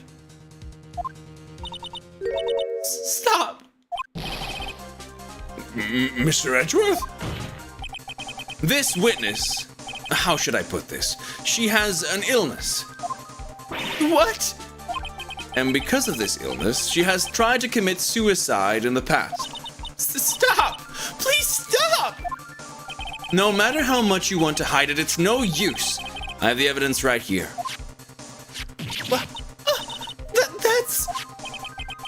That's the second part of the suicide report.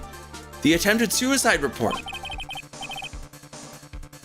What will you do now, witness? You know what I'm about to do, don't you? I will now reveal to the court the true nature of the pitiful woman known as Adrian Andrews. Dude, like, listen, could you, like, chill? Like, it's a little insensitive to our personal issues. Did you have to say it like that? Yeah. The secret of her dependent nature. The secret of her dependent nature. Having other people know about it scares her more than anything else in the world. Please stop! I beg you, if people find out, I'll... If you're going to say you would choose death, that is of no concern to me. Edgeworth, how can you be so cold? However, before you die, I will pull the truth from your still breathing lips, no matter what I have to do. So, will you tell the court yourself, or shall I?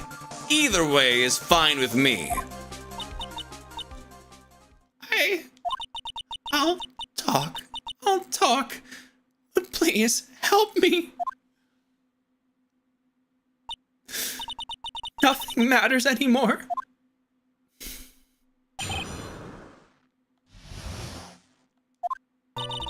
When I first saw him, I really thought he had fainted.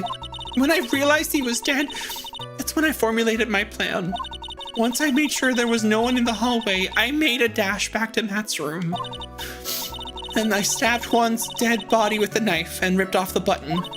Just when I finished and was returning to Matt's room, I had a bit of an inconvenience. And that's why I ended up using the nickel samurai costume. Stab the body with the knife? But why would you do that? Isn't it obvious? To pin the blame on a certain person. A certain cowardly man. What do you mean by all of this? It might take this court a little while to understand, but this is the truth. The real killer is Matt. That scumbag of a man. I'll never forgive him. He's trying to escape his guilt again, just like last time. Last time? So, Miss Andrews stabbed the victim, Juan Corrida, in the chest with a knife. However, she didn't do it with murder in mind. She did it with the intent of framing Matt on guard for the murder. And this is her crime. What? How is this possible? I mean, wasn't Miss Andrews supposed to be the real murderer?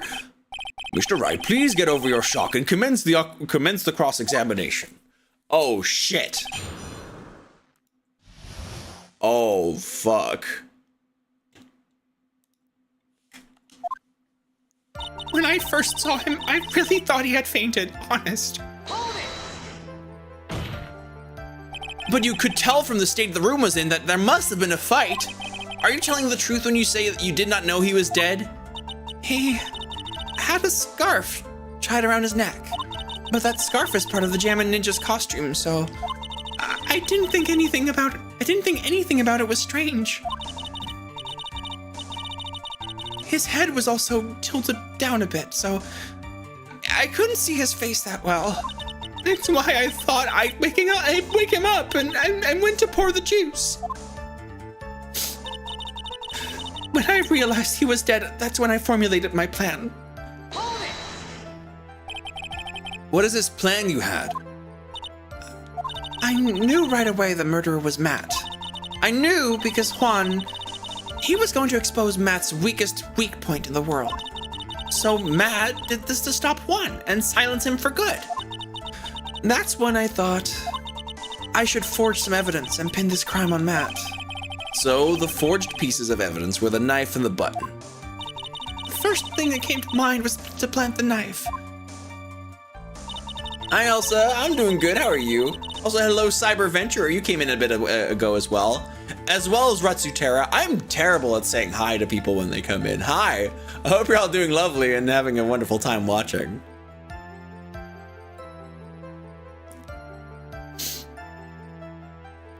Oh my gosh.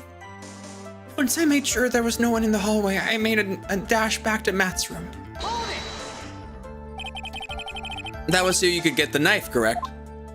The knife Matt used at dinner had his fingerprints all over it. I thought if I used that, then the police would certainly turn their eyes towards him.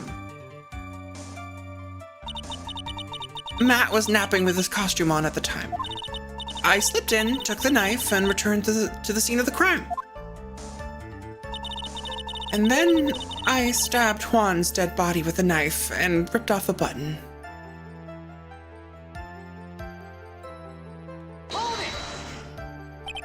So you were the one to stab the victim with that knife?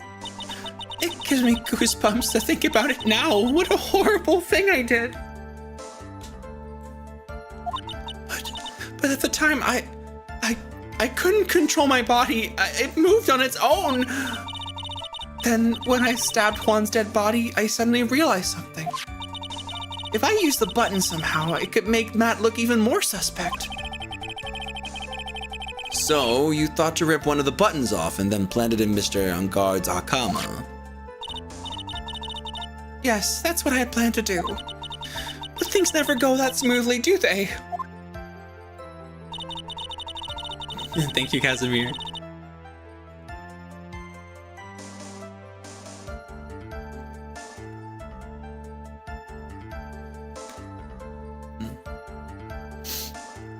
Just when I finished and was returning to Matt's room, I had a bit of an inconvenience. An inconvenience? There was a woman with a camera at the ready, loitering in the hallway. What? I'm full of cheese, that's what I am. Thank you, pretty. I'm willing to bet my spikes it was Lotta. Oh, he actually acknowledged his own spikies. There was also a woman with a ray gun at the ready pacing back and forth. That's Ms. Oldbag for you. I'd already been caught and made into a big scoop for a certain weekly tabloid once, so I couldn't very well go looking like myself and get caught again. And that's why I ended up using the Nickel Samurai costume. You were the one who prepared that costume, weren't you? Yes, I took it from Global Studios. I also put it in Juan's guitar case the day before the award ceremony. You did this in preparation for the press conference, correct? Yes, Juan wanted to wear that costume and hold a press conference in it. He was going to disclose Matt's big secret there. And what is this secret? That I don't know. Anyway, I thought that if I were to leave Juan's room in the Nickel Samurai costume, then people would think that Matt was the real murderer.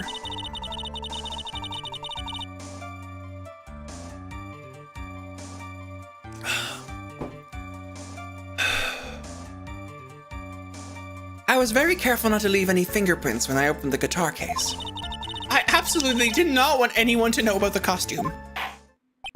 I think we've heard enough. So after that, you went back to Mr. Angard's room and planted the button. Into Matt's Hakama? Yes. After that, I folded up the costume I was wearing and put it into a bag. Then I snuck it out of the hotel and got rid of it. My word, what does all this mean? Mr. Edgeworth, is it? The real criminal is Matt Angard. Yesterday, that woman prosecutor sat me down for a talk. Francisca, huh? She said that I should, under no circumstances, confess to what I had done. That if I just kept quiet, Matt would be found guilty for sure. I had no choice but to believe in her words.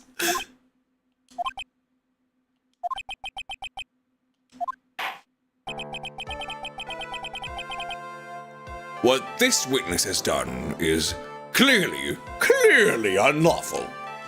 However, as long as her testimony stands, we can be certain she is not the real killer.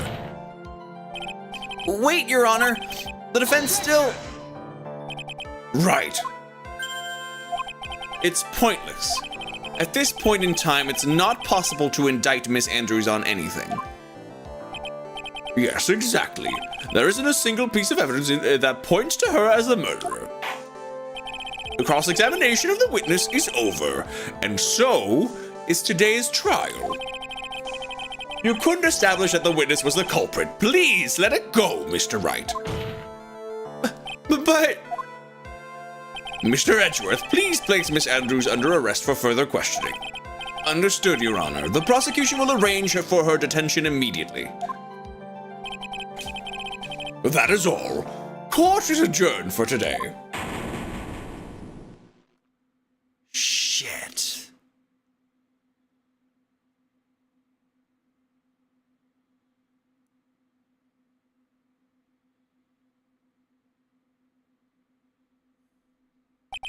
Today's trial. It's over. And I didn't win an acquittal. Witness, would you mind if I asked you something? Edgeworth? What is it? Before you leave court today, I wondered if I might look at one thing. The card in your hand. It's had my interest for quite some time now. What exactly is it? Oh, this. Mr. Wright also asked about this. Although I didn't remember at the time you asked me about it, Mr. Wright. I remember just now I found this in the room on that day. The room? That day? Yes. I found this card when I discovered Juan's body. It was lying there right next to him. You found that card next to the victim's body? I suppose I must have unconsciously slipped it into my pocket. But it's not as if this card has any relevance to Juan's murder, right? Yeah, I guess not. Still a strange card if you ask me. But as far as a clue to this case, I don't see why. Witness! That card! Give it to me! Hurry! Edgeworth? Do you have any idea what you have stupidly yet inadvertently done? This. I can't believe you hid this from me all this time. I didn't mean to. What is this all about? Never seen Edgeworth so emotional before.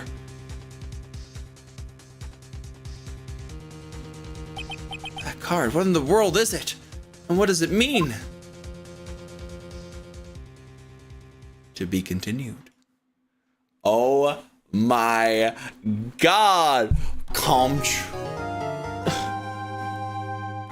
We're gonna save our game right here. Edgeworth can emote? Oh my gosh. Oh my goodness. All right. Whew. That was almost 5 hours of stream. Including a bit where I was inebriated by a delicious rum and coke. That definitely took quite a bit of energy. So I think I'm gonna be having a big ol' heckin' snooze. Oh, Lemonland, thank you for the follow. Make sure to join the Discord, everybody, if you haven't yet. There's a little link here in chat right now. There you go. And we're gonna be rating someone, so make sure you stick around to the end of the raid so you get some extra channel points. Let's see. Ooh, there is a Walf. Ooh, playing Inscription. That might be a little spoilery. That is a good game though. Let me take a look.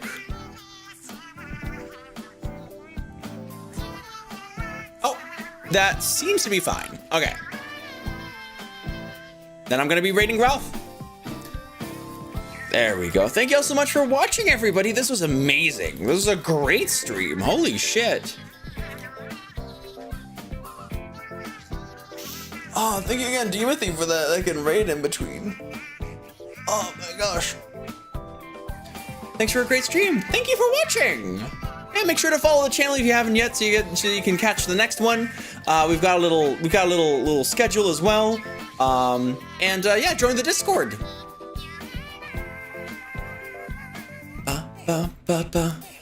Ah, my gosh, I'm gonna fucking lay down and like I'm probably gonna chill to some awesome games done quick.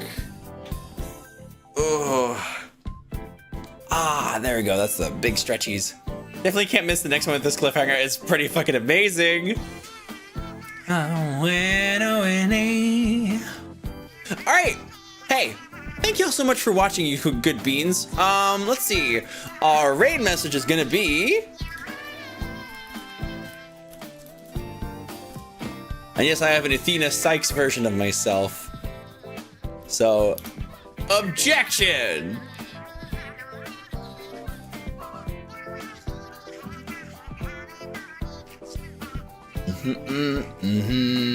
Yeah, this case is fucking fantastic.